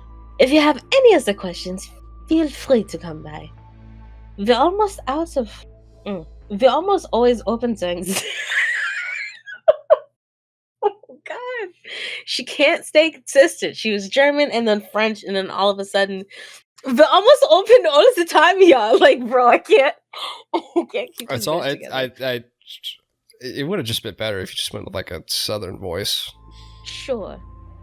And if you have any other questions, feel free to come by. We're almost always open during the day. Oh, or you can email me. Why are you smiling? It's just, now I have the idea in my head that she has like schizophrenia or like borderline personality disorder. So every time someone speaks to her, it's a different voice. They come back to her, she's like, "Oh yes, I remember you two kids. Welcome back." It's like, weren't you like a fucking 53-year-old housewife before? Why do you sound like that? Whatever do you mean? Sorry. I've always sounded like this. My name is Pripyat Kreshnikov. Fucking. I'm sorry. No, it's great. It's great. It's a nice little bit. We needed to take the seriousness and we take out a little bit of the seriousness. You know, it can't always be. But so far, like, all jokes aside, genuinely asking, how are you feeling about the story thus far? I'm into it. We're like halfway into part 2. It's definitely a bit of a slow burn, I know, but it focuses a lot on like developing characters. So like by the time everything like actually happens, you really give a shit. Mm-hmm. So that's not to say that all of this is just like, it's like fluff. It's not going to be like the fairy story where it's like half the time we're being given this information back to back over and over again, only for it to be fucking ignored. There's like a lot of stuff that by the time the story ends and you look back on it, there'll be things that like towards the end, or like at the end, like there'll be things where you're like thinking back on what's actually said before, and you're like, oh, that was kind of like foreshadowing that. And that's my favorite part of the story, especially like going back. Like there are a lot of things that have been foreshadowed that aren't going to be obvious until a little later. So what did you think? I don't know. It's weird, isn't it? I mean, why would the Prescotts give a shit if the town suffers after they refuse to help them find their family and we're actively working against them? Maybe they forgave and forgot? Kyle shrugged. Does Jimmy Prescott seem like the type of guy to forgive and forget to you? No, and his dad's even worse. Exactly. Maybe we should... Turn here. Sorry. Kimber's still babysitting. She's over on Amherst. When we pulled up, Kimber was out in the front yard with 2 young boys who were playing in the driveway. She was holding a sleeping baby and waving to us. We parked out in the driveway, and she introduced us to the 2 older kids. They gave us shy hellos, and then ran off to continue their game. Once they had left, we explained everything that had happened to Kimber while she listened and rocked the baby in her arms. Sam is right. That doesn't make sense. But why are we even concerned about something that happened decades ago? Whitney, Kyle said, so I didn't have to. A flash of surprise crossed Kimber's face as she walked over to put the baby down in his playpen. Then she walked back and pulled me into her famous, super comforting, not at all awkward hugs. When she released me, she began to pace around the driveway. Okay, so we think Whitney somehow got involved in all of this, and you're right. If we want to figure this out, we need to start at the beginning. Phil is right. Every mystery in this town is one piece of a larger puzzle. It's all related. She stopped and looked over at us. We need to go to the source if we want answers. Yeah, that's not a bad idea, Kyle agreed. I know he likes to hang out in the hideaway and get drunk with ex-Sheriff Clary. No, Kyle. Not Jimmy. His dad. Tom? He's so crazy they put him in a home. He's the horse's mouth, though, isn't he? Jimmy isn't likely to know half as much as his dad. But as Kyle and Kimber argued, I watched the kids chase each other around the tree in their front yard. There seemed to be something carved into the bark. Words. Not unlike the triple tree at Apricot Fort. I was too far away to read what it said. He got you! He got you! I heard the youngest one call to his brother. The Skin Man got you, and now you have to die! Nuh-uh, Peter, I was touching the tree. No, you weren't. You're a liar. One of them got you, and now you have to meet the shiny gentleman. No, I don't. Kimber, Josh is cheating. I shuddered and turned away from them. Where's the nut house? I interrupted. Is it close? It's not a nut house. It's more like a hospice. Kimber chided. The rumor I've heard is that he's at Golden Elm, and that's in Cape Girardeau. That's about 40 minutes away, Kyle said and pulled out his phone. I'll check for visiting hours for Tuesday. Sam, do you work tomorrow? I work every day, but I'll get out of it, I promised. Okay, cool. Let's plan to leave after school. The following day dragged on like any last Tuesday of the school year. Most people talked about what they did with their ditch day or complained about a cop showing up at their house to issue them a ticket while sliding less than pleased looks at me. When the final bell rang at 3:30, I grabbed my bag and booked it out to my car. Kyle and Kimber were already waiting for me. The drive took longer than we expected when I got lost in Cape Girardeau. The town was bigger than Drisking, and the streets weren't laid out with any sort of planning or logic. By the time we arrived at Golden Elm, we only had 20 minutes left for visiting hours. "We're here to see Mr. Thomas Prescott," Kimber told the nurse at the front desk. We let her do the talking since she had a disarming, old-fashioned charm about her that put people in a friendly mood. Old Tom? Wow, he hadn't had a visitor since Christmas when his son came up. Sign the check-in list and take a visitor's ticket. Your family, then? Do you know where his room is? The nurse arched a thin, suspicious eyebrow. I'm sorry, we don't, Kimber apologized. My mother has been asking me to check in on my great-uncle while she's away doing Doctors Without Borders. I should have gotten more information from her, but, she only has so many minutes to call home. Oh, of course, dear. Let me get someone to escort you. An orderly led us to Tom Prescott's room, which we found empty. He pointed down the hall and said, He likes to read in the sunroom. He walked down the hall and found an old, thin man sitting alone and whispering to himself. He was sitting at a table in front of a backgammon board, moving chess pieces around it. Tom Prescott? Kimber said, smiling. He didn't look up, and I wondered if he heard her at all. Kimber took a deep breath to try again, but the old man suddenly slammed his fist on the table. I'm him, goddammit! I'm Mr. Thomas Prescott. Don't call me Tom. People's kids used to have more respect. I'm sorry, sir, Kimber said gently as she sat down in the chair opposite him. You kids have no respect. Do you even know who I am? It's my son that's done it. The boy's mama should have whipped him, but she was soft and now he's running around my town spreading his vulgarity and disrespect. Our apologies, Mr. Prescott. We never meant to be disrespectful. We greatly admire you. You're the man who built our town into what it is today. Everyone remembers that. Drisking was suffering and the town was dying, and then you fixed it. We know that. I did what I had to do. The old man grumbled. It was my town. It still is. Who are you, little girl, to come in here and suggest otherwise? No, that's not what I said. Kimber changed tactics. And as for who we are, we're Mira McCaskey's kids. Do you remember the McCaskies? Huh. So you're Ida's granddaughter. That explains why you're not there. We exchanged puzzled looks.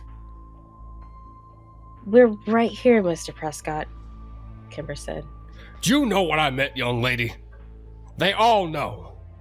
They know I rescued that town, and that's my town. Of course, they were gonna let me do anything I wanted as long as the money kept coming in. That's why it's my town. Is the money still coming in? Kimber tested.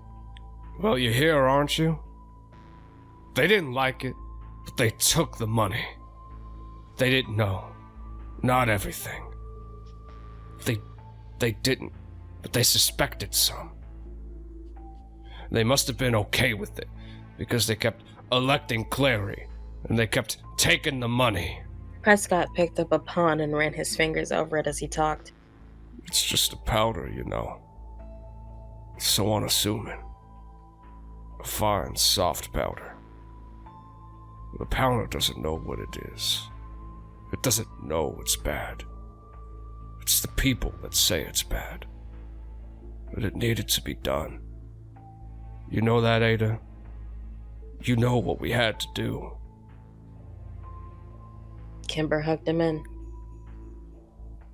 I know. I know we had to, but it's your son. I don't think he's doing it right. Well, of course he isn't. The elderly Prescott slammed his fist on the table again, and 2 rooks tumbled to the floor. They were mine! He took them from me. He thought he could do it better, but he took mine and he ruined my legacy. Decades of work. Now it's all run by the powder. It's the dust of a crumbled empire. What about the skinned men? I asked, caught up in the moment. What are you talking about, boy? He growled. And the treehouse! The triple tree! What is it? What is it for? Triple tree? I didn't authorize that. We paid triple the price, but it was only for a short while when things were slow. We certainly never charged triple. That's bad business. Where is... Has my idiot boy been telling you that? Did he offer you triple for him? He's ruining my town, isn't he? God damn it, Jimmy. You get him on the phone. Ida! Get my boy on the phone. You tell Jimmy I want to talk to him. You tell him they're still mine. Ada, get Jimmy on the phone. Kimber jumped up and Kyle pushed her behind him as the old man rose to his feet, tall and imposing. We were backing toward the door when the orderly came in with a disapproving look on his face and shooed us out. Long after we made it to the lobby, we could still hear Tom Prescott yelling for his son. The ride home was quiet, and I spent it trying to fit the pieces of the puzzle together. The skin men, the triple tree, the shiny gentleman, the powder. These things seemed to have been pulled blindly from the ether, random and meaningless. The veil over my eyes was thick and heavy, but I was closer to Borrasca than I'd ever been before. I could feel it all around me, but I couldn't see it. I could almost touch it, but I couldn't yet comprehend it. I suddenly realized that Kyle was pulling over off the road, and I snapped out of my contemplation. He put the car in park and turned around to look at me in the back seat. Is this really about Whitney, Sam? Yes. Kimber watched us with worried eyes. Why do you think that? The cops, I mean, even your father confirmed that Whitney ran away. I don't believe them. I said through clenched teeth. Look, Sam. We're getting pretty deep in here, and I'm with you every step of the way. But I have to know that there's a reason we're doing this. And pulling Kimber into, I have to know this is important to you for the right reasons and not just an obsession. I looked out the window and realized he'd pulled over near the West Rim Prescott Ore trailhead. He was right to worry, and even more so to be protective of Kimber. Kyle was thinking it, and so was I. The powder. If Borrasca really did involve moving mass amounts of drugs, did I want to involve my friends any further? This wasn't their fight.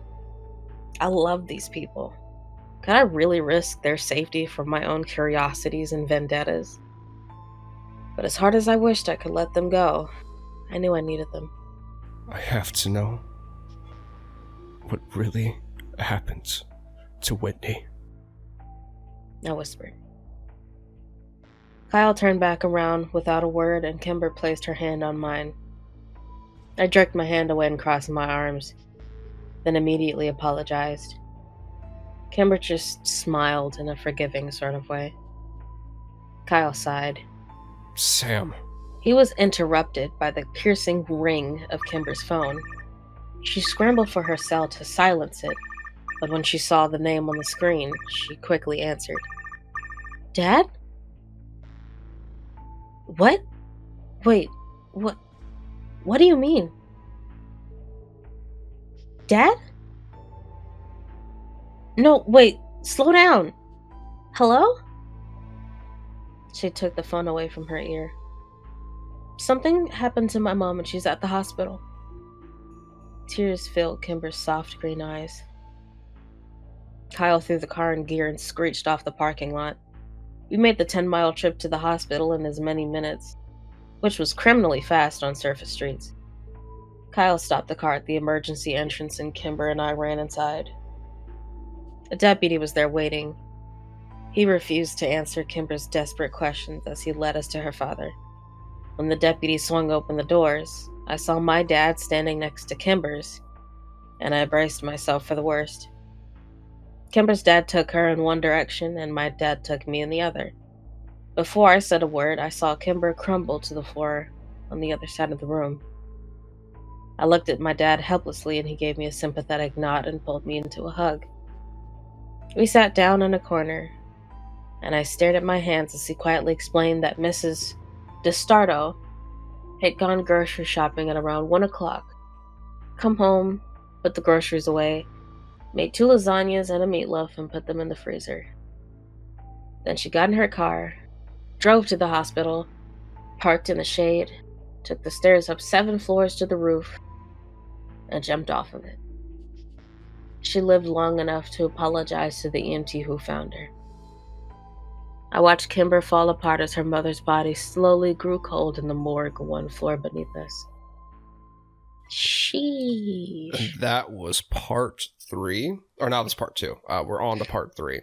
How are you feeling, man? I mean, like, that last part is heavy. That's crazy. Yeah, I mean, it's been like, obviously it's been stated that like Kimber's mom has been like manically depressed and like going through some shit. Like just going through some shit. Like when they're like when Sam goes to pick up Kyle and like Kimber's talking about how her mother's going crazy, and like when Kimber goes back inside, like you hear, like it states that you could hear that like something crashes in there. So like obviously she's freaking out about something, and we don't know at this point what that is yet. But again, it's all foreshadowing for what's to happen in the final part. And it is really sad. Like, you know, like, first off, jumping off a roof and then living long enough to like talk to somebody is a fucking horrifying thought. That's crazy. It's horrifying. Like that you still live after like jumping off of a fucking like the roof of a building. I mean, that's crazy. Insane. All right. We're on to part 3. Looks like I'm taking... Yeah. Do you think she blames herself? I don't know, man. Probably.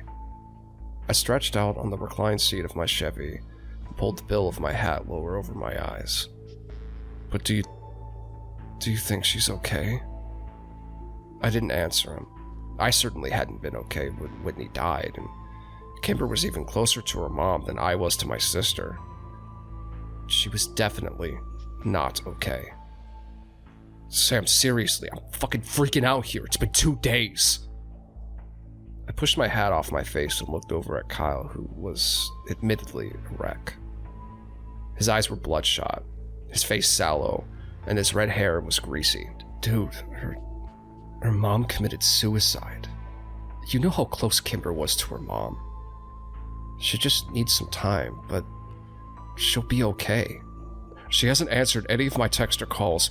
I've left her 9 voicemails, man. I think I'm going crazy. You just have to give her space. Yeah, but she's my... He still couldn't say it around me. I sat up and pulled the chair up right behind me. Look, Kyle, I know you want to help Kimber, and I want to help Kimber too, but she hasn't answered our calls, been to school, or come to the door when we've stopped by her house. She doesn't want to see us right now, and we have to be okay with that. Right now, Kimber knows what's best for Kimber. What about the suicide note? Do you think that has something to do with it? I sighed. We don't even know if there was a note. Kimber's dad was upset and messed up when he said that, and it's possible I misheard him anyways. I asked my dad and he said there was no letter. Right, because your dad is such a beacon of truth. One look at Kyle told me he immediately regretted his words. I shrugged. I don't know what to believe anymore. The truth was that I knew what I heard. Mr. DeStaro had said something to the cops about a letter. But I couldn't tell Kyle that. Not right now. He was already worried that his relationship with Kimber was part of the reason her mom had been so depressed. I'd asked my dad about the letter when he'd come home after that long night, and he'd sighed, run both his hands through his hair in a tired way, and said, Sam, I don't know what to tell you. Ann DeStaro didn't leave a suicide note. This is the first I've heard of it. With our best friend in mourning and our investigation on hold, Kyle and I had been existing in a sort of suspended state. We went to school intermittently, skipping classes here and there, missing end-of-year tests and smoking more weed than either of us could afford. Without Kimber there to set us straight and keep us in line, we were lethargic, brooding, and irresponsible. I never realized how much I relied on her. Kyle and I skipped the last 2 periods of the day and debated on whether we should go back to school tomorrow, which was the last day of our sophomore year. We finally decided to show up for second period, which I was glad we did because Kimber showed up in biology. I didn't even see her at first. I had my head down on my desk, resting on folded arms when I felt a meek hand pat my shoulder. I turned around to see her standing there, looking unsure and uncomfortable. I gave her a half smile and pulled her into a hug, but it wasn't a super comforting, not at all awkward Kimber hug. It was a longer, weaker hug, and I felt so protective in it that I was sad when it was over. How you doing, Kay? I asked her when she finally released me. Kimber wiped a tear off her cheek. I'm okay. She gave me a wobbly smile. I knew it wasn't true. I wrapped her into another quick hug as Phoebe Tranger gave us a snotty look. Have you seen Kyle yet? No, I have next period with him. He's been worried about you. I know. She said, sliding her eyes to the floor. Things have been really hard for me at home. It's okay, I said. We're here for whatever you need. Yeah, that's what I was hoping. Whatever you need. Since it was the last day of school, our teacher, Mr. Fonder, was just happy to return our grade tests and let us bullshit the rest of the period. Kimber talked about the arrangements for the funeral that weekend, and chided Kyle and I for skipping our finals to get stoned. When the bell rang, I could see that Kimber was both excited and nervous to see Kyle. As we packed up our bags, I assured her that Kyle wasn't mad. He was just worried about her. She threw her bag over her shoulder, set her jaw, and nodded. She was trying so hard to keep it together. As soon as Kyle saw her from down the hall, he slammed his locker shut and walked towards us with such intensity that I began to wonder that maybe he was mad. He pushed past a dozen people without so much as glancing at them, and left a curious, if annoyed, crowd in his wake. When he finally reached us, Kyle threw his backpack against the wall and swooped Kimber up in the sort of way you'd see in an old black and white movies. Everyone who'd watched this all unfold, including me, groaned in unison. Since most of the teachers weren't even bothering to take attendance that day, I went to calculus with Kimber and Kyle, where they had the same conversation Kimber and I had the last period. Towards the end of the hour, the conversation faltered and became uneasy. Kyle and I exchanged a look over the top of Kimber's head, and I nodded at him. "Kimber," he said, "did your mom leave a letter?" What? Kimber asked in surprise. "I heard your dad talking about the letter on Tuesday, I said. Oh. As we waited for her to continue, the bell rang for lunch. Everyone filed out of the room, but the three of us stayed, still sitting at our desks. "Kimber," I finally said. She sighed sadly, and looked over at Kyle. Yes. "What did it say?" he asked nervously. I don't know. I haven't even seen it. I asked my dad for it when we got home, and he said I'd misheard him and there was no letter. He said not to mention it to anyone else or I'd just upset people. "Well, then we both misheard him," I said, which seems unlikely. I've known my dad all my life, and I know when he's lying. People started to filter in for next period, sliding sympathetic glances at Kimber. Since it was our lunch period, we gathered up our things and walked out to my car, as we always did. I sat in the back seat, letting Kyle and Kimber take the front. Kimber took a deep breath and continued. I know my dad is lying, and I know he has the letter. Are you sure?" Kyle asked. I could tell he was still terrified that some of the blame rested on him. Yeah. And I know it contains the name Prescott. I think I even know where it is. Prescott. Yet somehow, I wasn't that surprised. He was the axis around which everything that was bad orbited. "How do you know it said Prescott?" Kyle asked. I heard my dad reading it once. I think he reads it a lot, actually. He was sort of sobbing and whispering the words and throwing things in his office. My dad, he hasn't been well. "Do you think she was having an affair with Jimmy Prescott?" I shook my head. I'm guessing you need to think bigger than that, Kyle," I agree. Kimber said with her hands on her lap. With everything we know about the Prescotts, I'm fairly sure this isn't about an affair. It's all connected somehow, don't you think? My dad was the love of my mom's life, but she only left a letter for me. I think that somehow I'm the one she wronged, not him, you know? I think she did something to me. Or maybe she did it because of me? Kimber's voice broke over the last sentence, and Kyle pulled her over, kissed the top of her head, and whispered words to her that I couldn't hear. "So we need to get that letter," I said, after giving them a minute. Yes. I really need to read it. Kimber's voice was still wobbly. How do we get it? I asked. If it's in his office, we just need to wait until her dad isn't home, Kyle said as he looked out the window. You don't think I thought of that? Kimber sighed. He never leaves his office. Not since we got home from the hospital. He sleeps in there. So we need to get him out. No, we need to get me in. Tomorrow is my mom's funeral and half of Drisking will be there, including my dad, of course. I need to leave without him noticing and run home so I can go through the office. Okay, that's easy, I said. Without my dad noticing. And I need to be back by the end of service.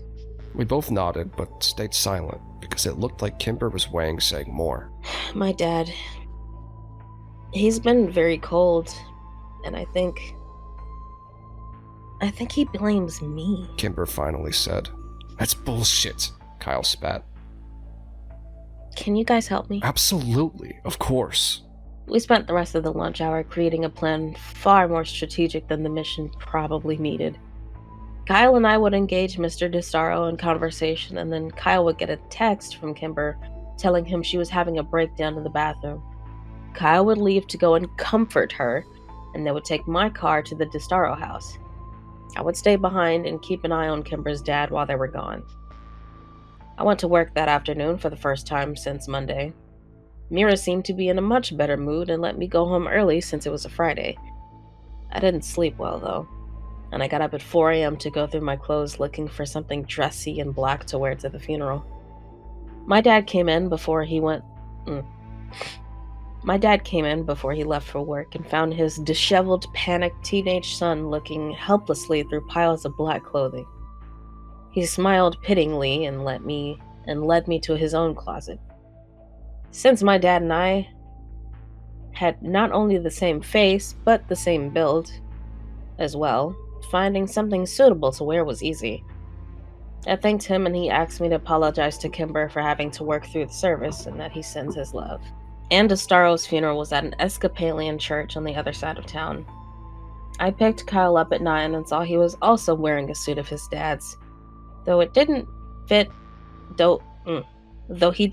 it nearly as well, and he was constantly pulling at the sleeves and readjusting the waistline. Unfortunately for Kyle, he was much smaller than his dad. We parked as far away from the church as possible, where we hoped no one would notice the car leaving. When we went inside, we saw that Kimber wouldn't have to do much acting to convince people she was having a breakdown. We found her at the back of the room, tucked into a chair and a puddle of curly orange hair and tears. Kyle sat down next to her and pulled her into a hug. Jesus, Kimber, what's wrong? I kicked his foot and shot him a look that said, "Really?" Kyle bit his lip. I mean, fuck. "There's no one here," Kimber whispered against his chest. "My mom grew up here. She had hundreds of friends in this town, and no one came." We looked around, and I had to admit, the turnout was sparse. A few groups of 3 or 4 people standing together. Kimber's dad, who sat in a chair opposite the room of his daughter with his head in his hands, and some family I recognized from barbecues at Kimber's house. Ex-Chef Clary with his wife Grace was there, standing with a few of my dad's deputies and talking quietly in the corner. I could see why Kimber was upset. As we waited for the service to start, I realized I'd never been to a funeral before. I wished that we'd had one for my sister, but I knew we never could since Whitney was still legally alive. It made me sad to think that she would never be laid to rest. Only a few other funeral goers trickled in, and the pastor began getting people seated for the service. I noticed the casket at the pulpit for the first time and glad it was closed. Still, I had to wonder at the simple, unadorned, almost ugly coffin that had been chosen for Kimber's mom. I knew the DeStaros had money. Quite a lot of it, actually. It was an interesting, almost insulting choice. Poor Kimber. Kyle and I stood Kimber up and started over to the pews before she stopped abruptly. "I'm ready," she said, and brushed the hair away from her wet face. Ready for? "To leave. I can't be in here anymore. It's a disgrace to my mother." Kimber raised her head a notch and set her jaw. I knew this look, and it meant there would be no reasoning with her. Kyle and I looked at each other. This wasn't the plan. It'd be a lot more obvious if Kimber was missing from the service, especially with the low turnout. "You guys go over and say what we rehearsed to my dad. Kyle, I will text you in 30 minutes. In 30 seconds. Go." Kyle nodded and started over, and I knew we weren't arguing. Mr. DeStaro was finally standing, looking over at the front pew reserved for him and his daughter with hesitation. Mr. Starro? I said as we approached. I'm very sorry to hear about your wife. She was... Shit. I'd forgotten my lines. a great woman who raised a wonderful daughter. Kyle finished. Yeah? He spat. Do great women commit suicide, leaving their wonderful daughters alone in this world?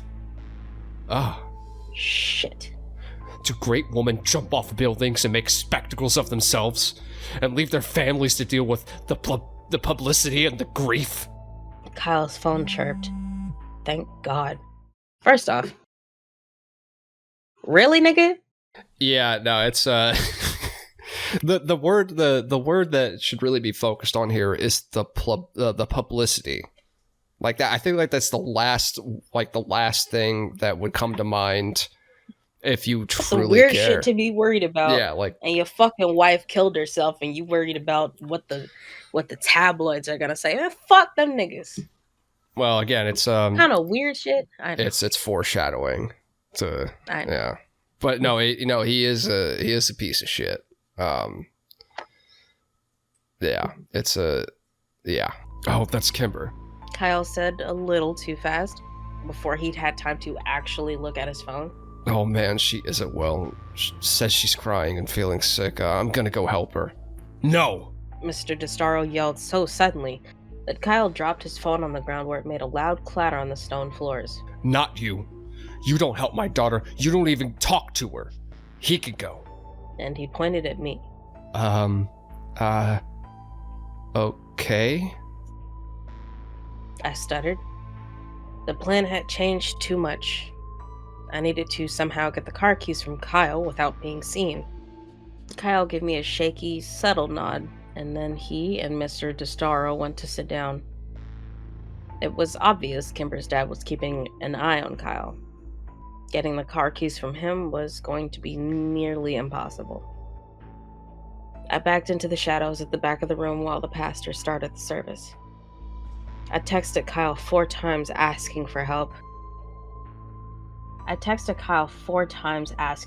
But he wouldn't dare touch his phone. He just stared straight ahead, flicking worried glances at Mrs. DeStaro every few seconds. After several minutes, I went to find Kimber to see what she wanted to do, but she wasn't in our meeting spot by the back door. The plan was falling apart. I pulled out my phone and sent her a text. Where are you? Kyle is next to your dad, and I can't get the keys from him. I waited in the hallway, tapping my phone against my hand nervously.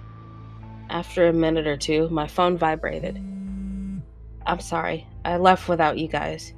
I had to get out of there. I'm so sorry. I'll be back before the end of service, I promise. Shit. Be safe. It was now imperative that I not be seen. I went to the men's bathroom, locked myself in a stall, and played Snake for the longest 20 minutes of my life. I knew the service wouldn't go on much longer, so I texted Kimber again. Are you on your way back yet? Did you find it? I sat, waiting, watching the minutes tick by. I texted her again. I think the service is ending soon. Where are you? After another 7 minutes of no response, I tried calling, but it went to voicemail. I tried again with the same result. I was getting nervous. I was about to try a third time when 2 people walked into the bathroom and my phone vibrated with a text.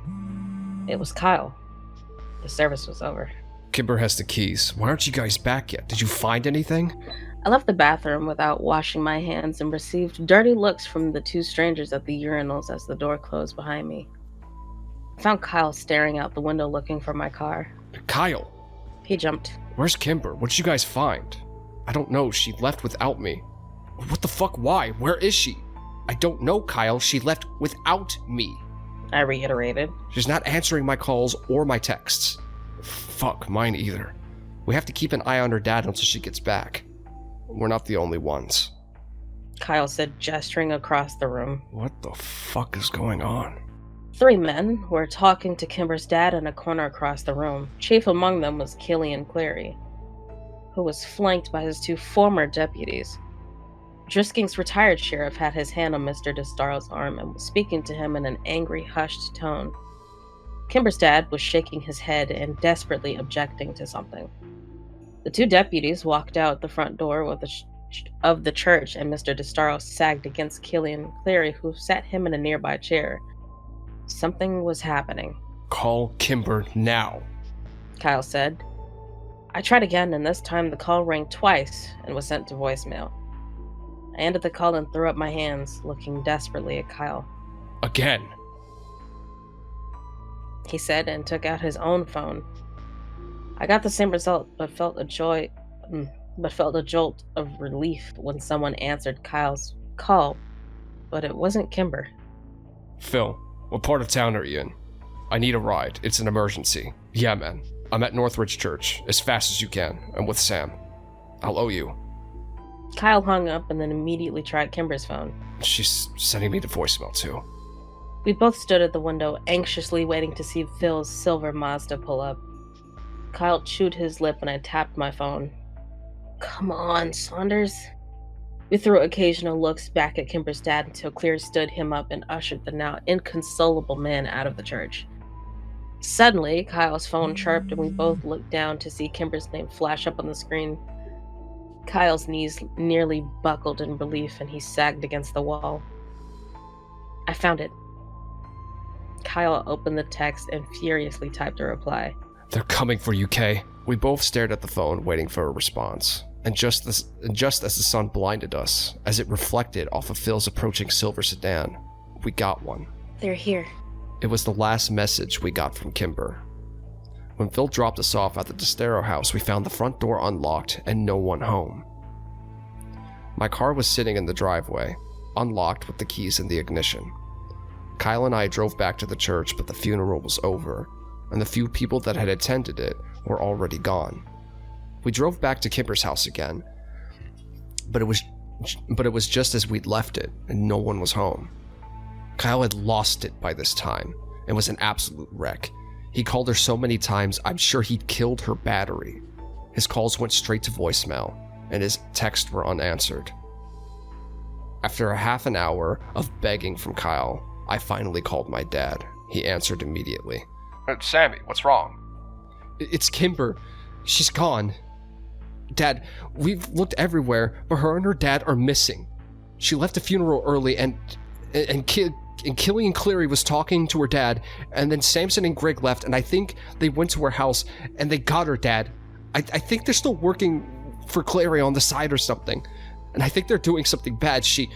Whoa. Slow down. Come by the station, let's talk. I'll take a statement from both of you boys, and I'll send a couple officers over to investigate the house right now. Just calm down, Sam. We'll handle this. I hung up and threw my car violently into reverse, jerking the wheel to the left as I hit the end of the driveway. Sam, how do we know? How do we know we can trust the cops? I'm not trusting my cops, I'm trusting my dad, I said, my words sounding hopeless, even to me. I turned into the sheriff's office, and Kyle was out of the car as soon as I slowed down enough to park. By the time I got inside, my dad had Kyle by the shoulders and was nodding solemnly at everything Kyle was telling him. When my dad saw me, he motioned for an officer to take us into his office. After a few minutes, he came in and sat down across the desk from us. All right, boys. I'm going to have Officer Ramirez come in a few minutes and take a statement from both of you. I want you to know that at this point in time, it looks like the DeStaros left town voluntarily. No way, Mr. Walker. Kimber would never... My dad held up his hand for silence. Let me rephrase. Jacob DeStaro left town voluntarily. Kimber is a minor and has no legal rights here. If her dad says they're leaving, then they're leaving. But she's not answering her phone. And we went to the house, Dad. Nothing was packed. Maybe they're just going away for a while. Maybe going to a relative's. I can't theorize why she wouldn't answer her phone, other than maybe she wants to be left alone for a while. Kyle was exacerbated. But look, I know it's hard for you to understand, but losing a family member takes a toll on a person. Sam, you know that. We don't know how people are going to grieve, and we don't have a right to. I think it is very likely that Kimber will be back by fall for school. The fall? Sheriff Walker, that's 2 months away. You need to investigate now. Kyle, I know you're upset, and no one said we're not going to investigate thoroughly. Like you investigated Whitney's disappearance thoroughly? I spat and didn't regret the words. Sam! Yeah, I know. Getting heated! Mm-hmm. Sam! He snapped, with more force than I'd ever heard him use. I'm tired of listening to you insinuate that I didn't do everything I could to find Whitney. I love your sister more than you can imagine. She's my daughter, Sammy, and I will never give up on her. And what about the deputies that left the funeral to go after her? Kyle interrupted. My dad raised an eyebrow at me. Samson and Greg. I ground through clenched teeth. He sighed. Boys, Samson and Greg left the funeral because I sent them out on a call. I stood up violently, knocking over the chair in the process. Oh, come on, Dad! All right, that's enough. The sheriff slammed his hands on the desk and stood up. I told you I would tell you what I know, and I have. I understand your friend is important to you, and goddammit, the DeStaros are friends of mine too. I promise you that I will use the full extent of my resources to track them down and put your mind at ease, but until then, all I can offer you is the reassurance that there is no sign of foul play at this time. You boys need to get off the warpath and let us handle this. Now Ramirez is waiting in the hall to take your statements, and then both of you are going home, understood? I said nothing, and glared at my dad, seething with rage. Kyle stood up and walked out of the room, with no emotion whatsoever. He walked past Ramirez, and I followed him out to the car. We got in, and I waited for Kyle to say something. I heard a loud sniffle and looked over at him to see his face slick with tears. It was the first time I had ever seen Kyle cry, but not the last. He's lying, he whispered. I shook my head. I didn't know what to believe. Kyle turned his face from me. I know he's lying. Something bad has happened, and he's lying about it. What? What happened? I heard more sniffling as Kyle tried to collect himself. Dude, fucking talk to me. What do you think happened? Kimber's gone, like all the others. So she's at the place where bad things happened. I punched the steering wheel. How the fuck had this happen? Not Kimber, please. Not Kimber. Was all of this because of me? Had her mother killed herself because of something I'd done? Something we'd found out? Was Kimber taken because of me?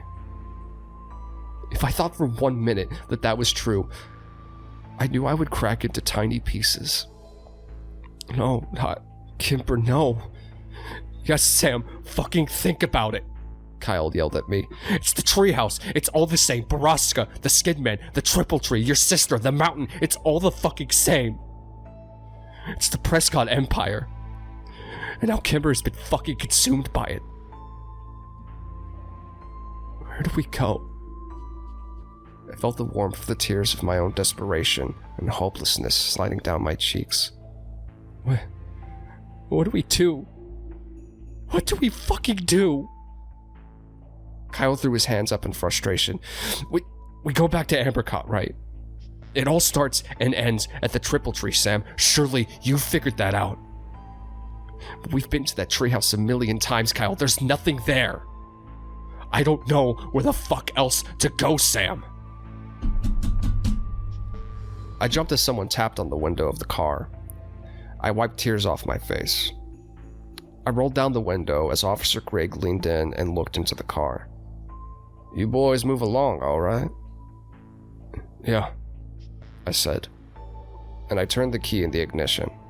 Officer Greg waved us as we pulled out of the parking lot, but we didn't wave back. the treehouse, Kyle said. We drove in silence, both of us trying desperately to get a hold of ourselves. If we were going to be of any help to Kimber, we needed to be calm enough to think logically. I parked in the space next to the trailhead and saw several bikes tied to the post. As we made our way up to the West Rim Prescott Ore Trail, we passed Parker and a couple of his friends coming down it. I nodded to him, but Kyle said nothing. Just stared up the trail, reaching for the only place he knew to go. It was almost dark by the time we got to Ambercott, and there was little light left to search for whatever Kyle had hoped to find. It took half an hour in the darkness before I finally convinced Kyle that there was nothing there to help Kimber.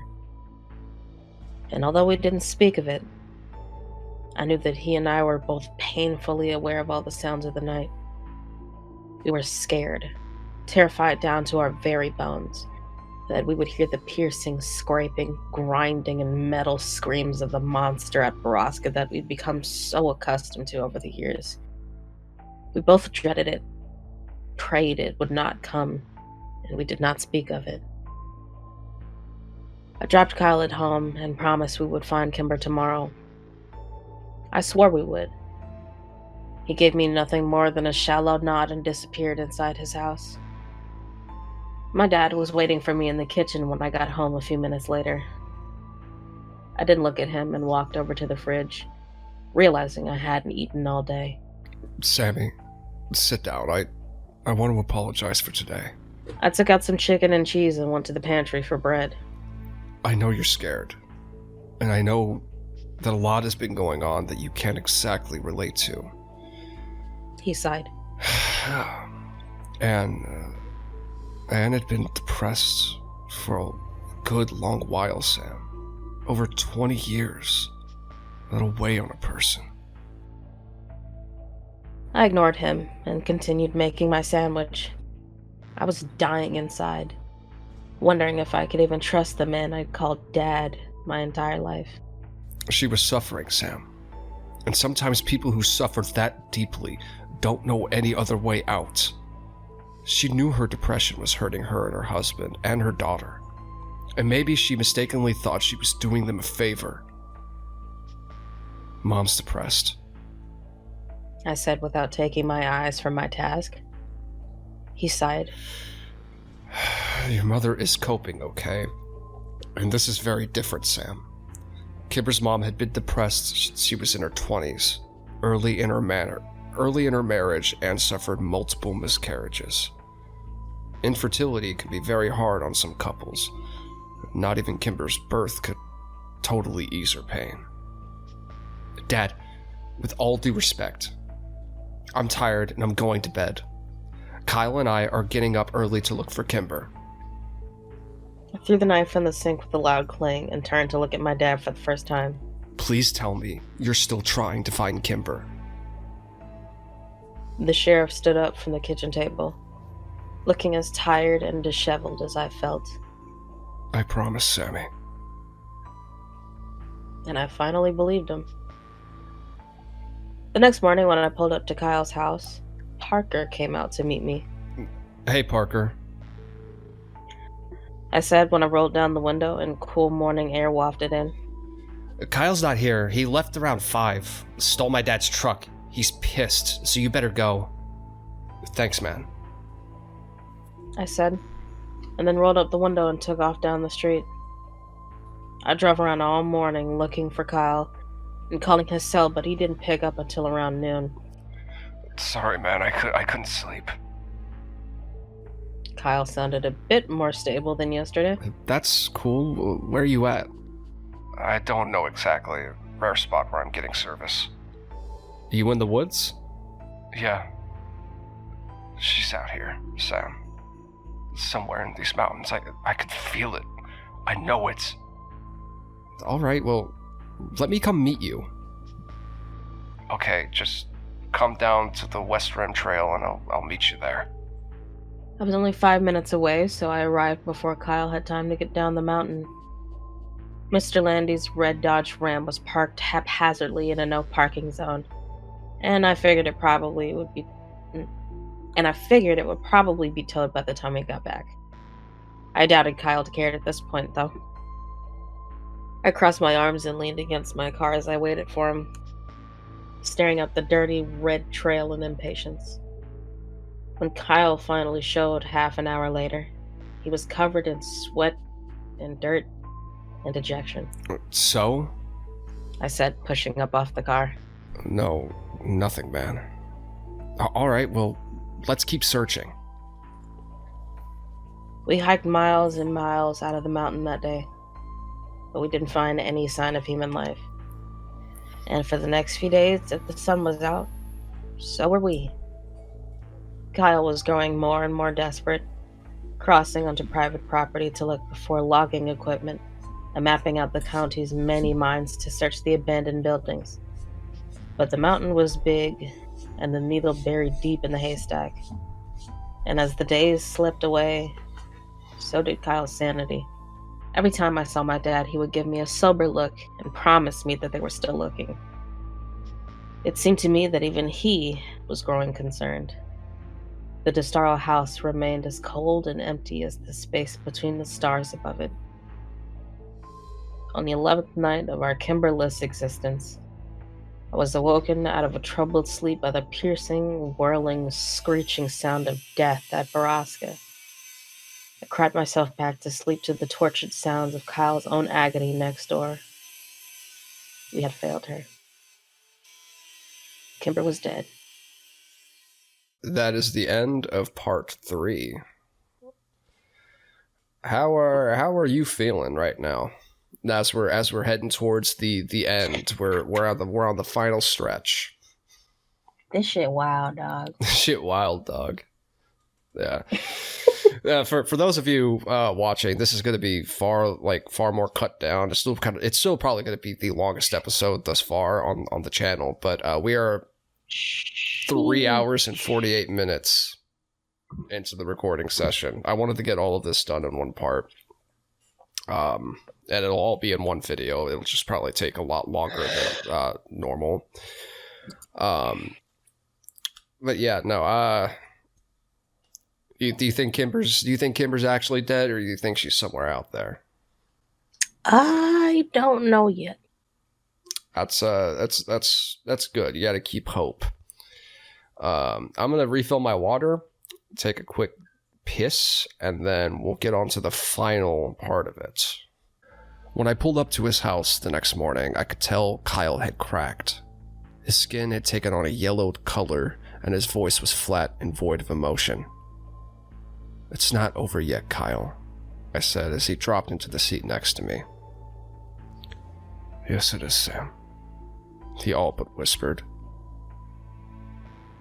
"No, I don't believe that. Kimber's dad is missing too, you know. Maybe it was him that was... I couldn't bring myself to say it. We're living in hell. Drisking. It's hell in our own reality." I couldn't disagree. The town I had grown to love seemed so foreign to me now. Whitney hadn't been an outlier like I'd thought. Missing people were the norm here, and that would make Jemmy Prescott the king. He's Satan himself. As soon as the words were out of my mouth, Kyle punched the car door, awakening from his dead state with rageful vigor. "I'll fucking kill Jemmy Prescott! Where is that motherfucker? You know, he's involved in all of this, Sam, you know." "Maybe partially," I said, staring out the window. "His dad created the town that bred this shit, and I'm pretty sure Prescotts are just running drugs, you know, the powder." "Yeah, so what? He's recruiting people to be drug mules or something?" "Maybe," I agreed for Kyle's sake, though I really didn't believe it. The The great beast machine of Borrasca gave off the distinct stench of death. And even though I knew physically that was impossible, it didn't change my mind about it. The air smelled different after the metallic wailing ended. We drove over to 4th Street Gourmet Coffee and Bakery and went in to buy our usual provisions of Rockstar and Monsters. As I paid for the 4 packs of cans, I saw Mira waiting on coffee at the end of the bar. I could tell immediately that she was in a good mood, something that I hadn't seen much of since I started working for her. It was probably a good time to tell her that I was calling out of work for my 5th day in a row. "Hi, Mira," I muttered. "I can't come in today. I've got some really important..." Sam! Oh my gosh, how are you?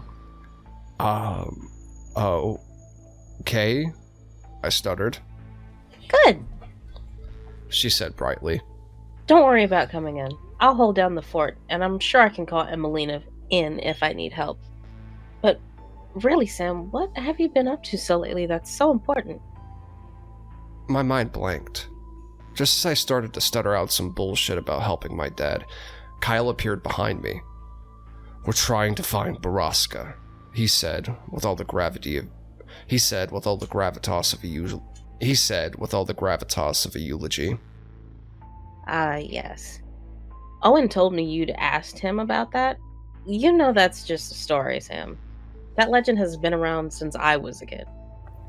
"Yeah, well, we're looking for our missing friend Kimber. We think that maybe she's there," I trailed off lamely. Oh, really? I thought I heard the DeStaros were staying with relatives in Maine over the summer. Oh well. Anyway, good luck, boys. "Thanks." Kyle's voice was sour, and I knew his patience was thin. When we got back into the car, we each popped open a can of Rockstar and started chugging. I knew better than to ask Kyle if he wanted to smoke, since I was sure he hadn't lit a bowl since before Kimber disappeared. He finished the energy drink and under-admitted it and crumpled the can in his hand. "I don't like your boss," he said. "Mira? Why not?" "I don't know. She's just off." "Well, I mean, she has been going through some things." I wasn't exactly going to elaborate any further. "Why were you asking her husband about Borrasca anyway?" "I don't know. I was just making small talk, and I thought he might know. He seemed to know a lot about other things." "And did he know?" "Nah." I took a long gulp of the sour drink, and then choked on it when I remembered something Owen had said. Well, actually, yeah, he said a Borrasca instead of just Borrasca, you know? Like, it's a thing instead of a place. Kyle lowered his Rockstar.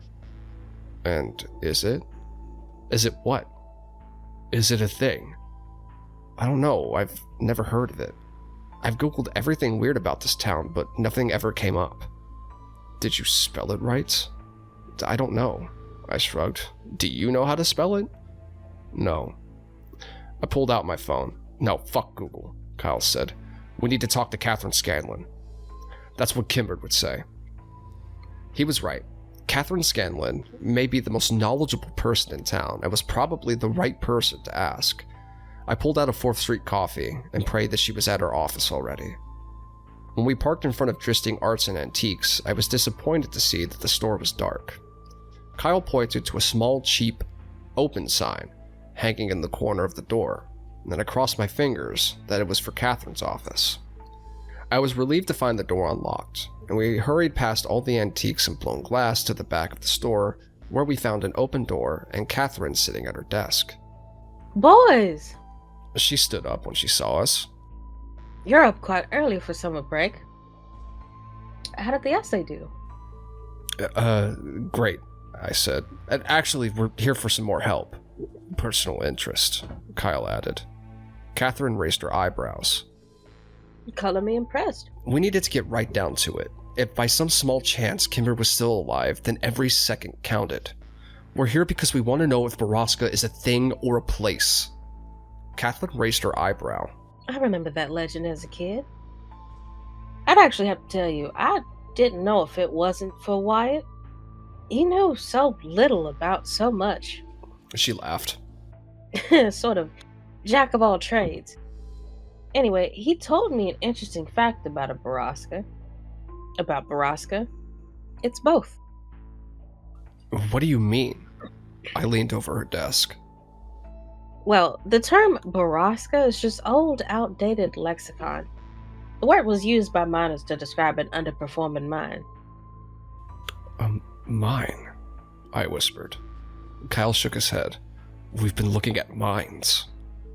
So all of the mines in Butler County are Borrascas? I asked. Well, generally, it's only the first mine in the system to run dry that is called a Borrasca.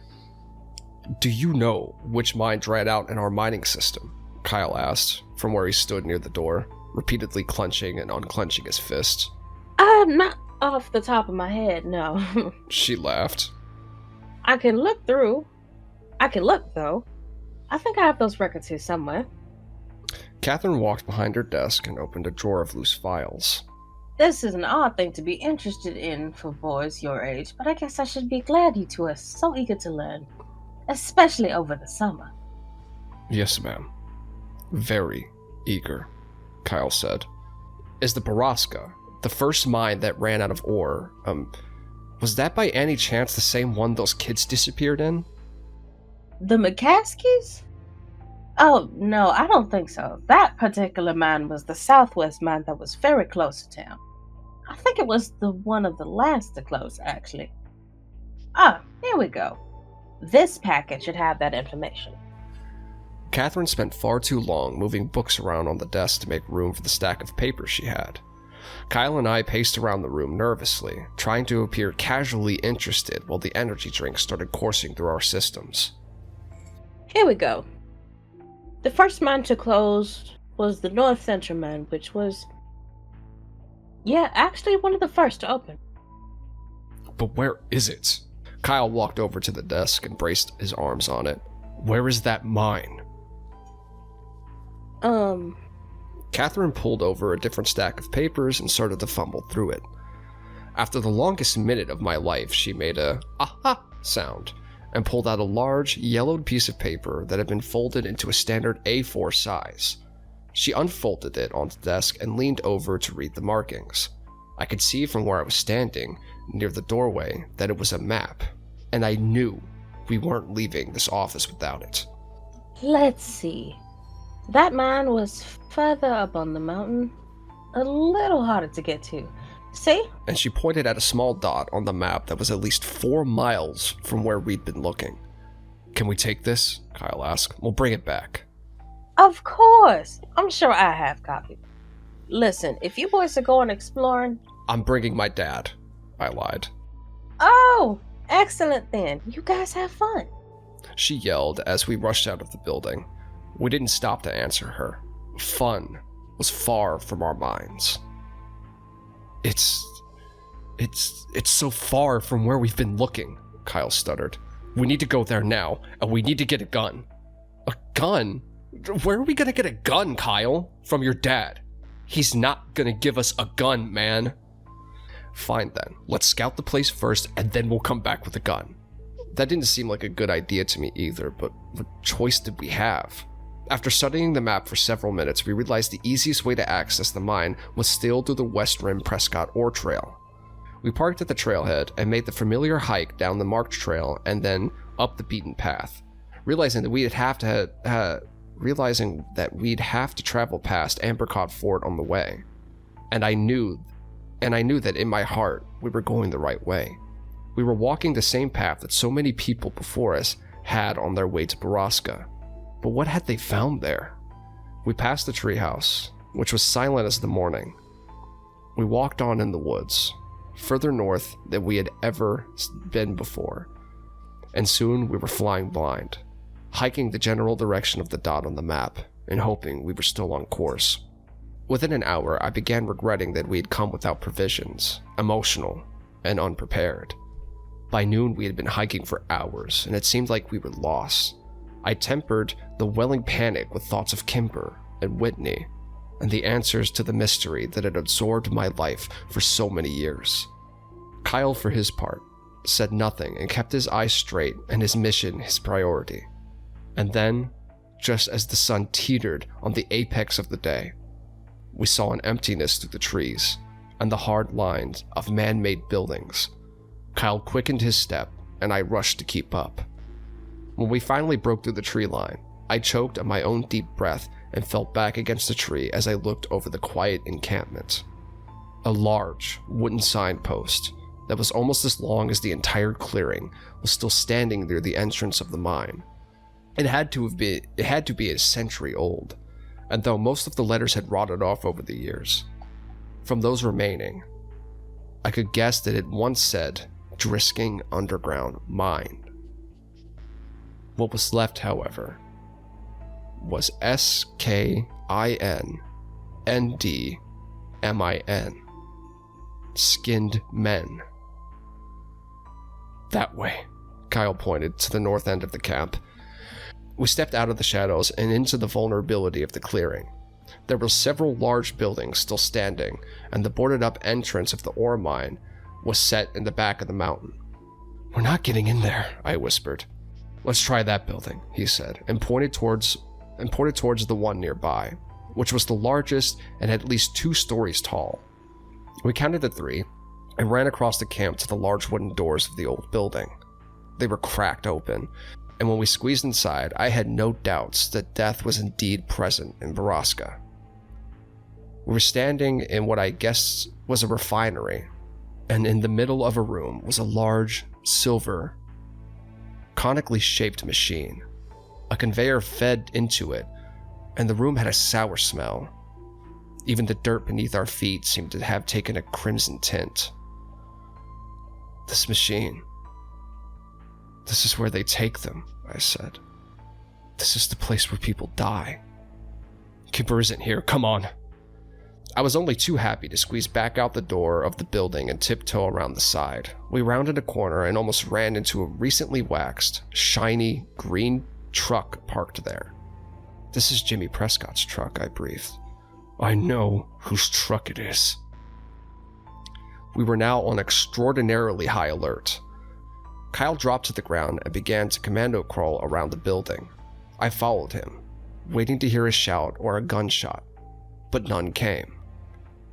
As we crawled around to the back of the building, Kyle turned around to me and put his finger over his lips, then pointed at a 1-story brown building that was only a dozen feet away from us. He got into a crouched position and moved as fast as he could across the gap between the 2 buildings. I did the same. As soon as I reached the wall next to him, Kyle whirled around and put another finger to his lips, and then pointed up at the window directly above us. There were noises coming from inside, and even to me, a 16-year-old virgin, the sounds of sex were unmistakable. We could hear an animalistic grunting and the tried objecting groans of an old mattress. Unable to help myself, I whispered, "What the fuck?" to Kyle, but he was already gone. All caution abandoned, running around the side of the building. I followed him in through the first door we came upon and was hit in the face by an invisible wall of filth and suffering. The smell knocked me back, but Kyle kept running.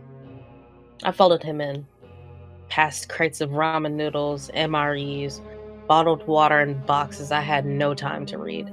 I crossed another threshold and I was suddenly surrounded by people. So many people. I skidded to a halt and realized I was standing in a sort of dorm. Rows and rows of beds on either side of me, with people strapped to them. Some of them wearing dirty rags and some wearing nothing at all. Many seemed to be bloated, and I waited for one to call out to me, but they all remained silent. Some watching me through tired, dead eyes, and others turning away. Looking around, I realized they were all women, and the bloating I saw seemed to be pregnancies. Some were confined to their beds, and others were not. I looked around the room for Kyle and saw him standing a little further in the long room looking back at me with the same confused, wild expression I was sure was on my face. I saw the realization cross his mind and called out to him, but he was already running again. I lost him before I'd taken 5 steps to follow. I figured it was probably best to just keep running, spread out and look for Kimber.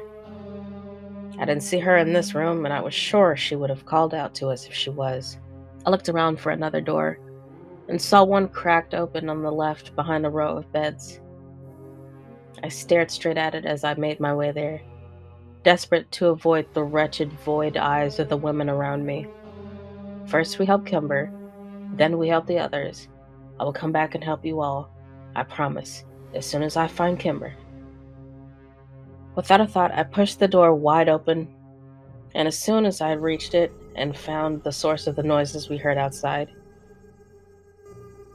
it was Jimmy. Something I'd been expecting to see, but the scene before me was not. He was hunched over the bed of an almost unrecognizable, unresponsive Christy, treating her like an animal. She watched me through the slits of her dead eyes, but she didn't call to me for help. I thought I saw a tear run down her cheek before she turned her face away from me to face the wall on the other side. What the fuck? Oh, sorry. It's okay. Go ahead. What the fuck? I didn't even realize the words were audible. I had never seen this depth of human suffering. Jimmy's head snapped around to look at me and briefly registered surprise before he smiled at me in a way that turned my insides to ice. He didn't stop what he was doing, and I wanted nothing more than to run over and push him off of Christy. But to my utter shame, I couldn't force myself to come any further into the room. Sam! Sam!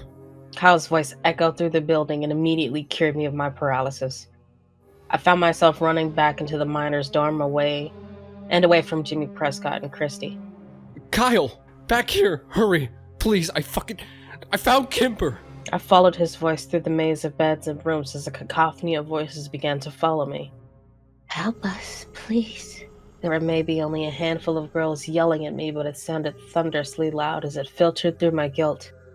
The weight of their misery dropped down upon me, and it almost pushed me into the ground. I will. I'll get help. I'll help you. I promised them as I followed Kyle's voice, still screaming desperately from an adjacent room. I sprinted across another threshold and saw him, hunched down near a corner bed, helplessly yanking on a leather strap attached to it. I slammed into the bed and fell to my knees, trying to work out what he was doing and how I could help him. I tried not to look at the bed because I knew I couldn't see her like that. I couldn't bear it. If Kimber looked at me through the same accusing, empty eyes as Christy and the others had, I might lay down on the ground beneath her and curl up into a ball. Go around to the other side and unbuckle the other two straps. Kyle had the high-pitched voice and wild, desperate eyes of madness.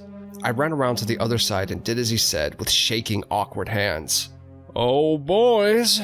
Jimmy's voice rang out somewhere in the building. I had just freed Kimber's ankle and was working on her wrist. She whimpered when she heard him and buried her face in my shoulder. Do you think you're hiding? I know where to find you. I know right where I put that girl. I'll fucking kill you, Prescott, you sick cunt. I'll fucking stomp all your bones and bleach you out, you little motherfucker. Kyle had lost all reason and strategy. He was filled with rage instead of fear, and it scared me even more. I pulled Kimber's wrist from the final strap and yelled, "Go, now!" We pulled Kimber up off the bed and quickly realized that her legs could barely support her. She was heavily sedated and breathing weakly. We braced her on either side and moved as quickly as we could through the nearest doorway, away from Jimmy. We were in another dorm, though this one was filled with mostly empty beds. I could see the sunlight through the door at the end of the long room, and we raced towards it as Kimber made little cries of pain. I didn't think my heart could break anymore, but I was wrong, because in the next moment, it did. I almost dropped Kimber when I saw her staring at me. Her eyes were so hollow and uninvested, and when I turned toward her, she looked away immediately as if she couldn't stand the sight of me. "Whitney," I said weakly. "Sam, let's fucking go!" Kyle screamed. I can't. I turned towards him as tears ran down my hot cheeks, and Kyle saw her too. I can't stay," Kyle said, moving towards the door. "I have to get Kimber away from here, please." He knew I wasn't going anywhere. "Good luck, bro. I said. And then we were both running in different directions. Whitney's hair was long, but it was thin, as was her face.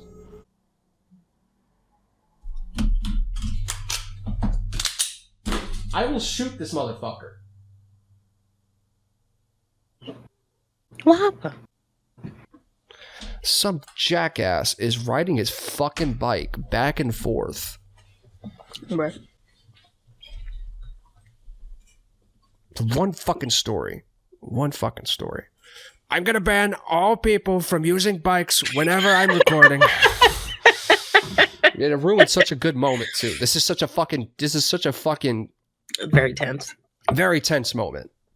No, I have to hear. I hope you fucking die, you small dick son of a bitch.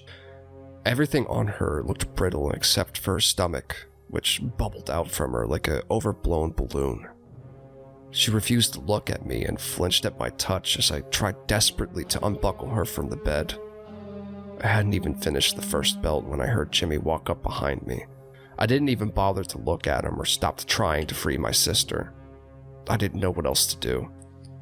I admire your grit, kid, Jimmy said, and then sat down on the bed behind me and continued to watch me, giving no objection to what I was doing. You probably think your friends got away, but there's no sense in false hope, is there? There's no sense in any of this. My voice sounded frail and it cracked over the last word. You're wrong about that, Jimmy sighed. But just so you know, I've got Clary out there looking for him already. People make a lot of noise coming down this mountain. Trust me on that. Sheriff Clary? I was desperate to keep him talking. Anything to keep him from trying to stop me. Oh yeah, you know he was supposed to retire from the business, but unlike the previous sheriff, he kept a few horses in the race. Horses? Nothing made sense. Yep. Jimmy slapped the bed next to him. We call these buildings the stables. I dropped the last buckle on the floor and looked down at Whitney. I expected her to spring up and run towards the door while I went after Prescott, but all she did was rub her wrists and itch her collarbone. Then she put her arms back where they'd been, turned her head from me, and shut her eyes. I slumped down onto the bed next to her and picked up her cold hand. If she wasn't leaving here, neither was I. It was over. I sent a silent prayer up to a god I didn't know and wished my friend's safety. Do you know what this is, Sam? I shrugged. Didn't seem to matter now. It's all about the babies. I stared down at Whitney and her swollen belly, but gave no indication that I was listening. You wouldn't believe how much money is in this industry. I mean, my dad was a smart man, and he knew we didn't have anything of value to sell. And back then, the Prescotts were dirt poor, out-of-work miners, just like everyone else in this town. He first got the idea when he sold my older brother off to pay for the legal fees to fight the city. I mean, some people would pay 5 figures for a newborn, you know? And even back then. And the organizations that buy them, well, they buy them in bulk. We still make a killing off of them, and our overhead is very low. Jimmy stood up and pulled a gun out of his waistband, threw it on the bed across the aisle. You know, try to understand, Sammy. It's not just about the money. We use these stables for community services too. Lots of people in town come to us, you know, ever since the 50s. I couldn't take it anymore. I didn't want to be here listening to this. I didn't want to see Whitney so broken. I didn't want to wait for inevitable death. It was torture in its purest form. What are you waiting for? Why don't you just kill me? This isn't a James Bond movie. I don't care about any of this shit. Jimmy laughed loudly as if it was the funniest thing he'd ever heard. Kill you? Christ, kid. If I could, I already would have. But I'm not allowed to kill you. I have been trying to decide if I wanted to fuck your sister right in front of you, though. She's not one of mine, but It might be worth it just to see the look on your face. This is some freak, brother. Uh-huh. Just letting you know, it gets a little bit worse at the end. This is the payoff that, I was talking about, but yeah. Oh, fantastic. Yeah, this is, it gets a little bit worse towards the end, but not to spoil anything, we'll keep going. Just kill me and let her go. Fuck, I'll kill myself if you let her go. I stood up from the bed, and Jimmy took 2 steps towards me and punched me so hard in the face, I fell back down. I moaned as I fought the tears and the stars behind my eyes. I can't let her go, you little fuck. She's got one of the community service babies in her. Grace says she's got another week to go, 2 tops. Jimmy looked down at Whitney and frowned. She's been putting out shit babies, though. And as soon as this one's out of her, she's got a date with the shiny gentleman. The fuck does that mean? I yelled at him, and a loud ring suddenly filled the room. Jimmy held up a finger and pulled the phone out of his pocket. I gotta take a business call. 2 minutes and we'll get back to our conversation.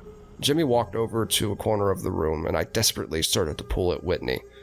We gotta go. We can't stay here. She kept her eyes shut and her body lax. Whitney, they're going to kill you! My head whipped towards the door as I heard a truck skid in dirt just outside of it. Jimmy ended his phone call, and Killian Cleary walked in, pushing a limping, bloody Kyle in front of him. Lose some, Prescott. Where's the girl? I couldn't find her. God damn it, Clary, you fucked us. Go back out there and find that girl. Jimmy snatched his gun off the bed and shoved it back in his waistband. Now listen here, you little shit. Clary growled. I ain't your fucking employee, and I don't have all day to play hide and seek in the woods. I'm telling you she wasn't there with them, so I guess if you want to know where she is, you get it out of here. Clary threw Kyle to the ground on the floor and spat near his feet. I gotta do your fucking job now? Jimmy walked over, and without any hesitation, kicked Kyle so hard in the ribs, I heard some of them snap inside of his chest.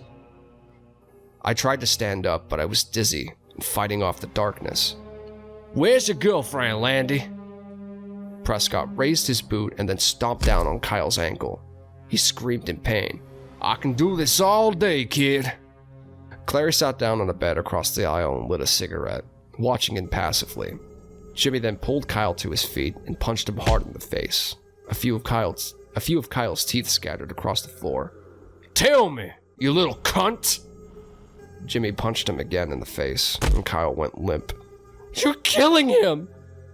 I screamed and jumped off the bed, running blindly towards Jimmy in a red rage. Clary stood up and caught me with no effort at all, holding my arms down at the sides. He laughed, a cigarette still tucked in the corner of his mouth, as I struggled helplessly against his chest. Jimmy had straddled Kyle by now and was rapidly punching him in the chest. Kyle was barely conscious, and I prayed that he'd pass out from the pain. After a full minute of this, Jimmy stood up and rubbed his bloody fists. Last chance, Landy. Fuck you, Kyle said, through a wheezing, rattled breath of air. Jimmy spit on him, raised his foot as high as he could, and brought it down on Kyle's face with so much force that I heard his skull break. I sagged in Killian Cleary's arms, and he dropped me in a puddle at his feet. Jimmy bummed a cigarette off Clary and stood next to Whitney's bed, watching me cry. Jesus, what a mess. After a few minutes, Clary flicked a cigarette and pulled out his phone. All right, Sam, take your friend. I couldn't have heard him right. Fuck that. That little Landy shit ain't leaving here. You want to clean this mess up, Prescott? I stood up, and my knees didn't buckle beneath me. I'm not leaving here without my sister, I told them. Jimmy laughed. Yes, you are, Claire said. And if you want to save your friend's life, he ain't dead yet, Sam, but he will be soon. He tossed the keys at me. The road off the mountains back by the refinery. I let the keys bounce off the floor. Claire swore at me. I knew he was right. I was a coward, and I would leave my sister and all the others just so I can save Kyle's life. I picked up the keys and then, without looking at the two men, I picked Kyle up by his shoulders, and his head rolled back as if it was no longer attached to his spine. His face was a collage of pulp and blood, and I struggled to stay calm and breathe as I dragged him out of the building. Cleary and Prescott watched me, taking drags off their cigarettes and saying nothing. I knew they were probably lying to me. Kyle would be dead by the time I got down the mountain if he wasn't already. I opened the door to Cleary's old Ford and placed Kyle in the front seat, wincing as his head rolled around like a ball on a string. It took me almost an hour to get down the mountain. Even though I took the overgrown road at ridiculous speeds and did everything I could to destroy the shocks on the truck, I sped into the hospital's emergency zone and found a medical team waiting inside the door. It was clear they'd gotten a call to expect me, but they already had a crash cart with them and an IV ready to push into Kyle's wrist. I left Clear's truck where it was and spent the next 2 hours in the waiting room, calling my dad over and over again and crying over an Architectural Digest magazine. No one came to take a statement from me or ask me any questions.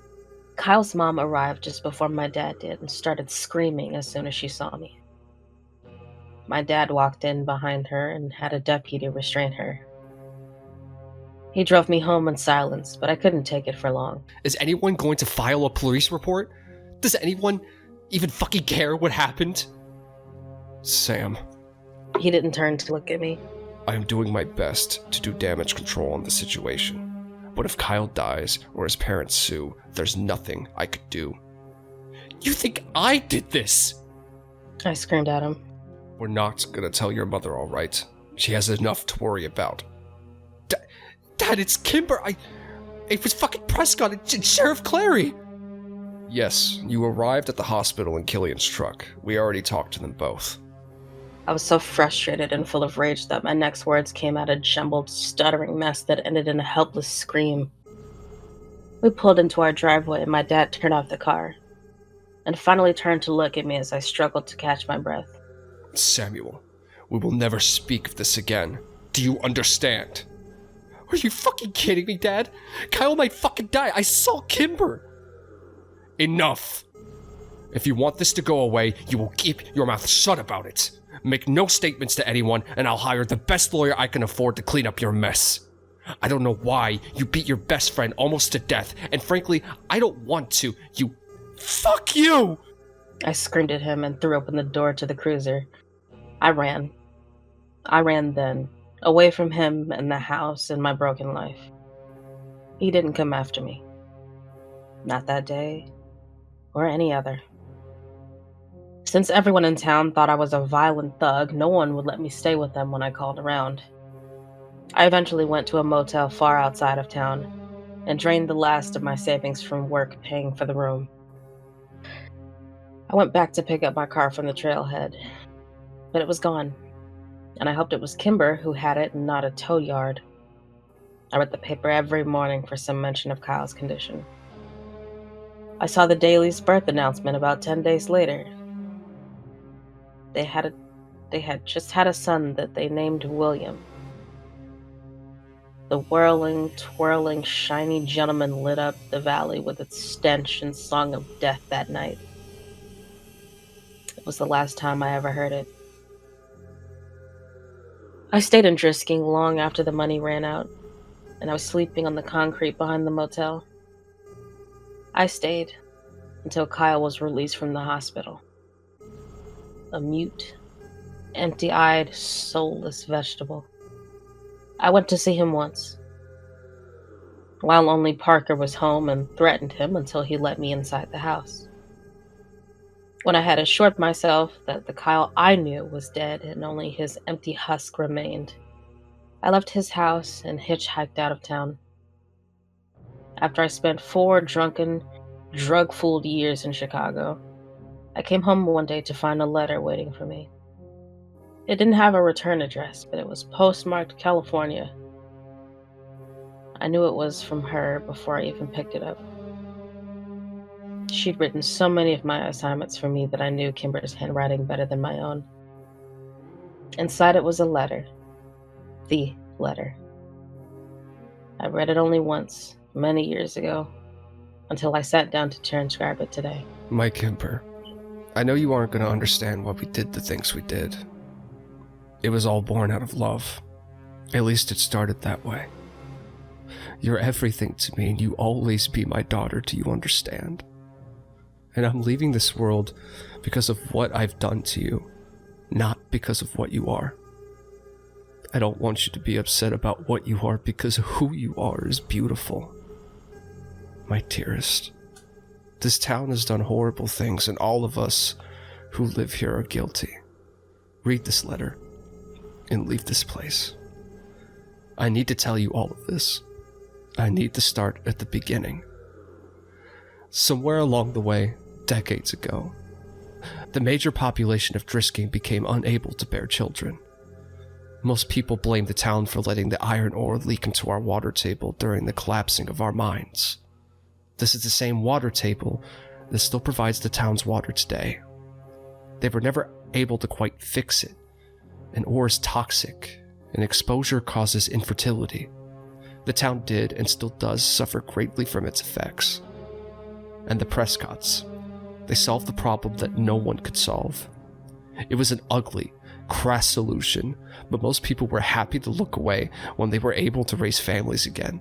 You see, they took girls, mostly women from other places, and they impregnated them and gave us their babies. And the town came under the care of Thomas Prescott when he started to sell some of the babies on the side for a profit to rich couples. And the sheriff helped them do this. But then an ugly rumor started that they were selling to human traffickers, and the Prescotts had to offer triple the price for the girls. And in town, we began to murmur. But we once again turned the other cheek when the city was suddenly flooded with money because of how well the traffickers paid. People had well-paying jobs again, and were proud to call Drisking home. So we said nothing, and those that did were taken to the mountain. Because that's where they do it. There's a place on the mountain where women are taken Kimber, drifters, runaways, and if their parents choose it, sometimes the girls in town are even sold back. They arrange to sell the girls, and they meet them at a tree halfway between town and their baby mill. Sometimes kids play there now. I think you played there. The Prescotts and the sheriff are the ones who impregnate the girls, and the children are named after them. P children for the Prescotts, K children for the sheriff. And when the women become too sick or too old to deliver profitable babies, they are sent through a giant machine that is used to refine ore, and their bodies are crushed, and the blood and skin stripped away, and what remains of them are their stolen children and the dust of their bones. And all that's left of their bodies is the powder that they spread over the mountain to hide our crimes. I'm telling you this, Kimber, because you are one of those children. Most of your friends are one of those children. Please get out of Drisking before your father finds this letter. Run away, never come back, and never speak of it to anyone. Their industry has deep roots, and the traffickers have lofty connections. Don't tell anyone. Don't keep this letter. Don't look back. I love you. I'm sorry I have to leave you. We all have to answer for our sins, and I'm ready to burn in hell for mine. Love always and forever. Mom.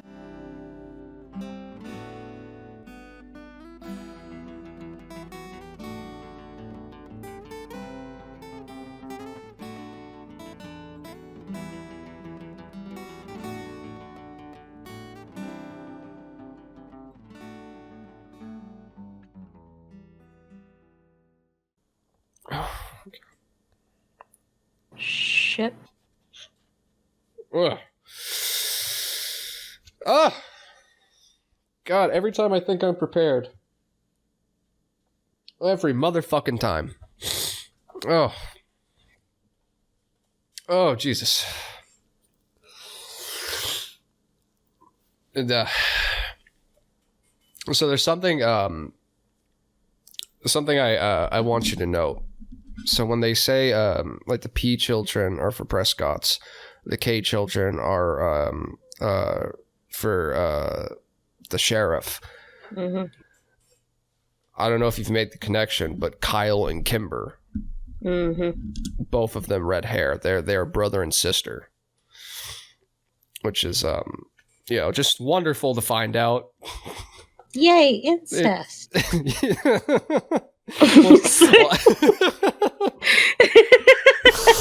That's your takeaway from this. Well, first off, super fucked.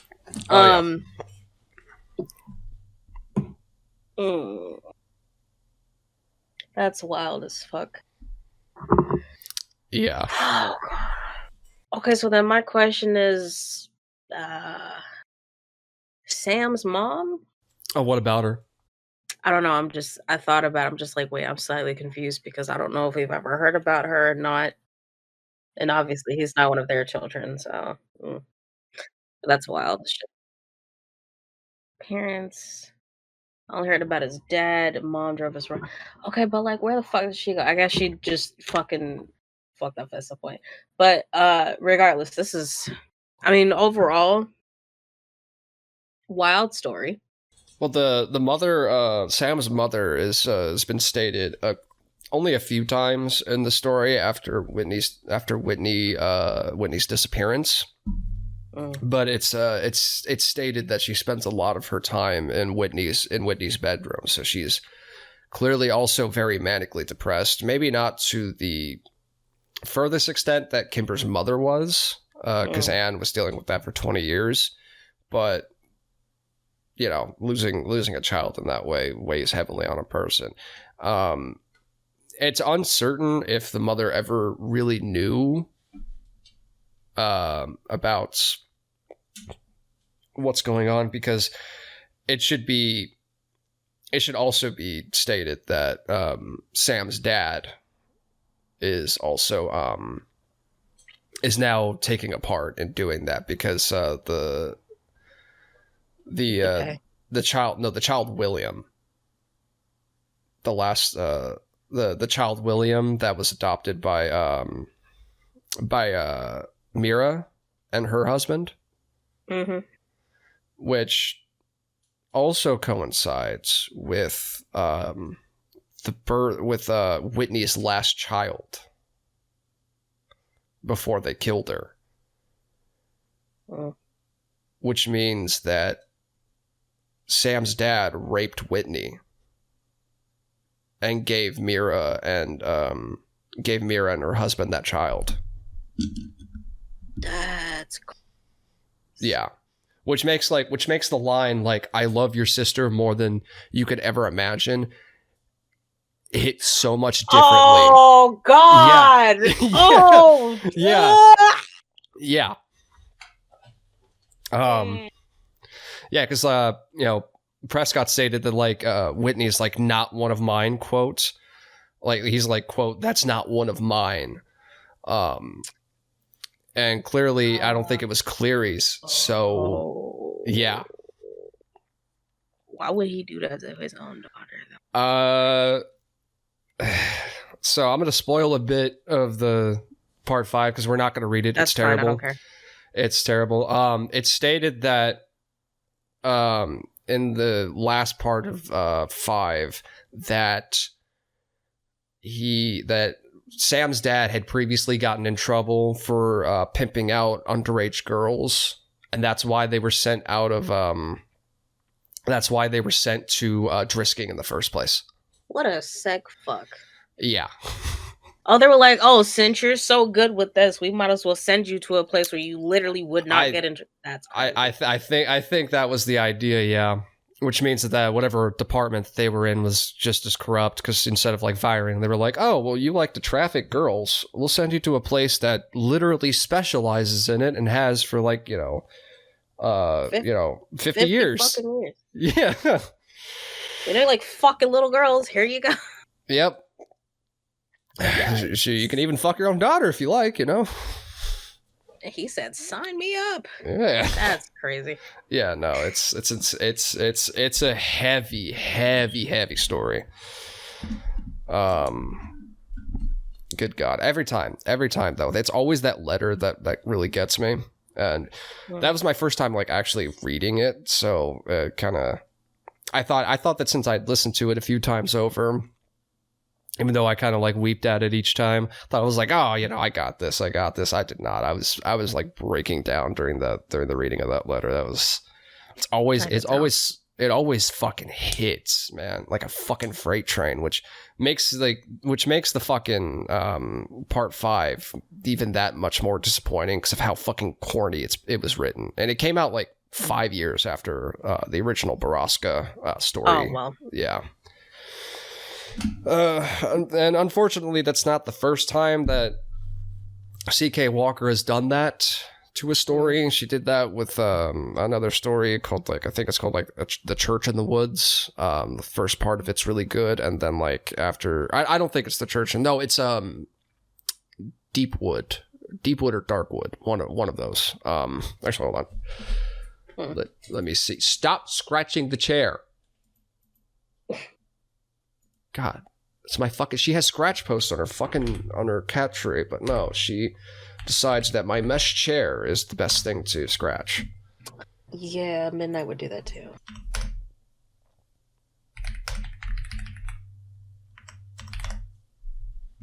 Oh, it's Deepwood, so it's a story called Deepwood. So they did the same thing with Deepwoods, and that was incredibly disappointing. Oh. But still, like, her initial stories are fairly good and have really good premises, so it's hard to write her off because of just how good the initial stories are. So, oh my God, I mean, do you have any other closing thoughts about this? No. Well, I do, but just some random fucking thoughts of mine. Some connected, some not. Well, if you want to shoot one off, we can talk about it, chat about it real quick. Okay, I guess I'm like trying to subtly, because like I remember at the funeral, which is what I'm assuming, like where they, caught Kimber and shit. But I'm wondering what the fuck happened with her dad after that.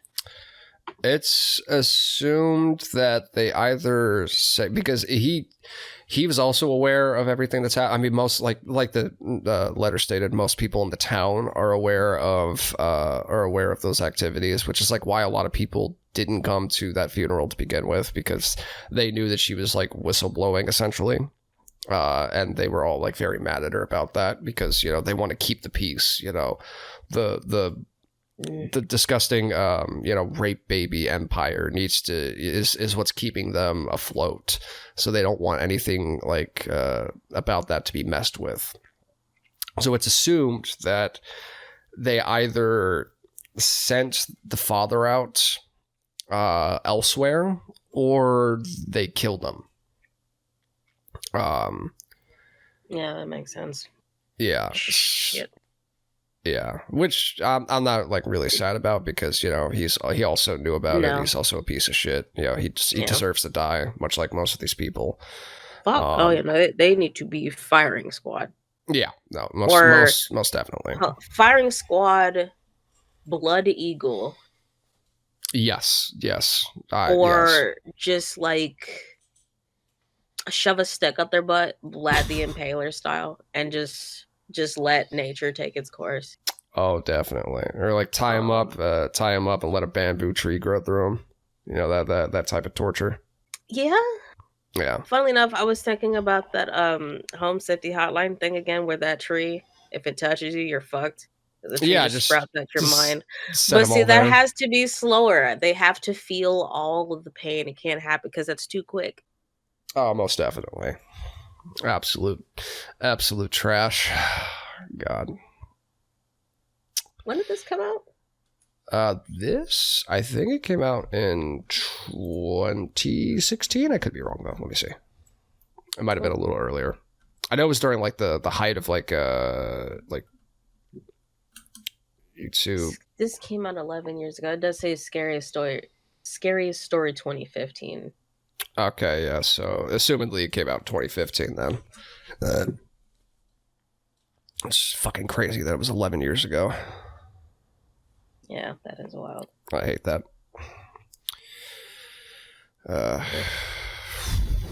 Shit. Well.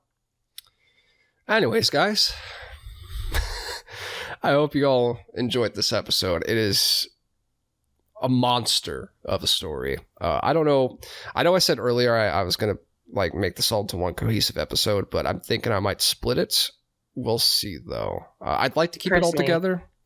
I know, but honestly, I don't know. I feel like you should probably split it and then like do a big one at the end after they're all done if you want to. Oh yeah, like put it all together as a compilation. I was thinking of just uploading it in 2 parts. So like the way that Luke and I are doing the Dare My Best Friend That Ruined My Life series, we're doing 2 parts at a time.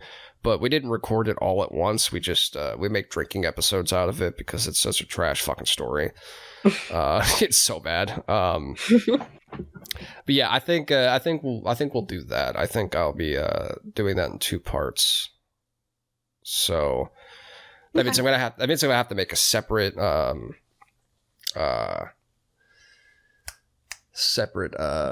outro for the first part. But that's fine. That's not like a huge deal. But yes, Understandable.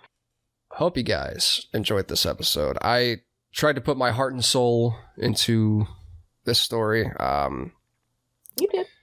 At least I think you did. I tried. I think that was the hardest I've ever tried to voice act. I think my voice for Kyle changed quite a bit. By the way, rest in peace, my boy. But they did him so fucking dirty. They did him so dirty. Oh my god. I hated that every fucking time. Every fucking time I heard it. It's like my boy Kyle did not deserve that. He really didn't. Yeah. Leave a comment saying R.I.P. Kyle if you've made it this far. You know, give my boy the respect he deserves. Other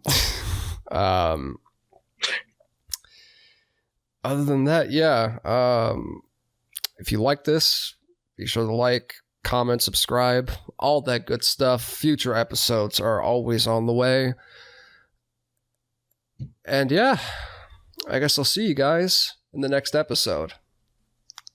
Stay spooked.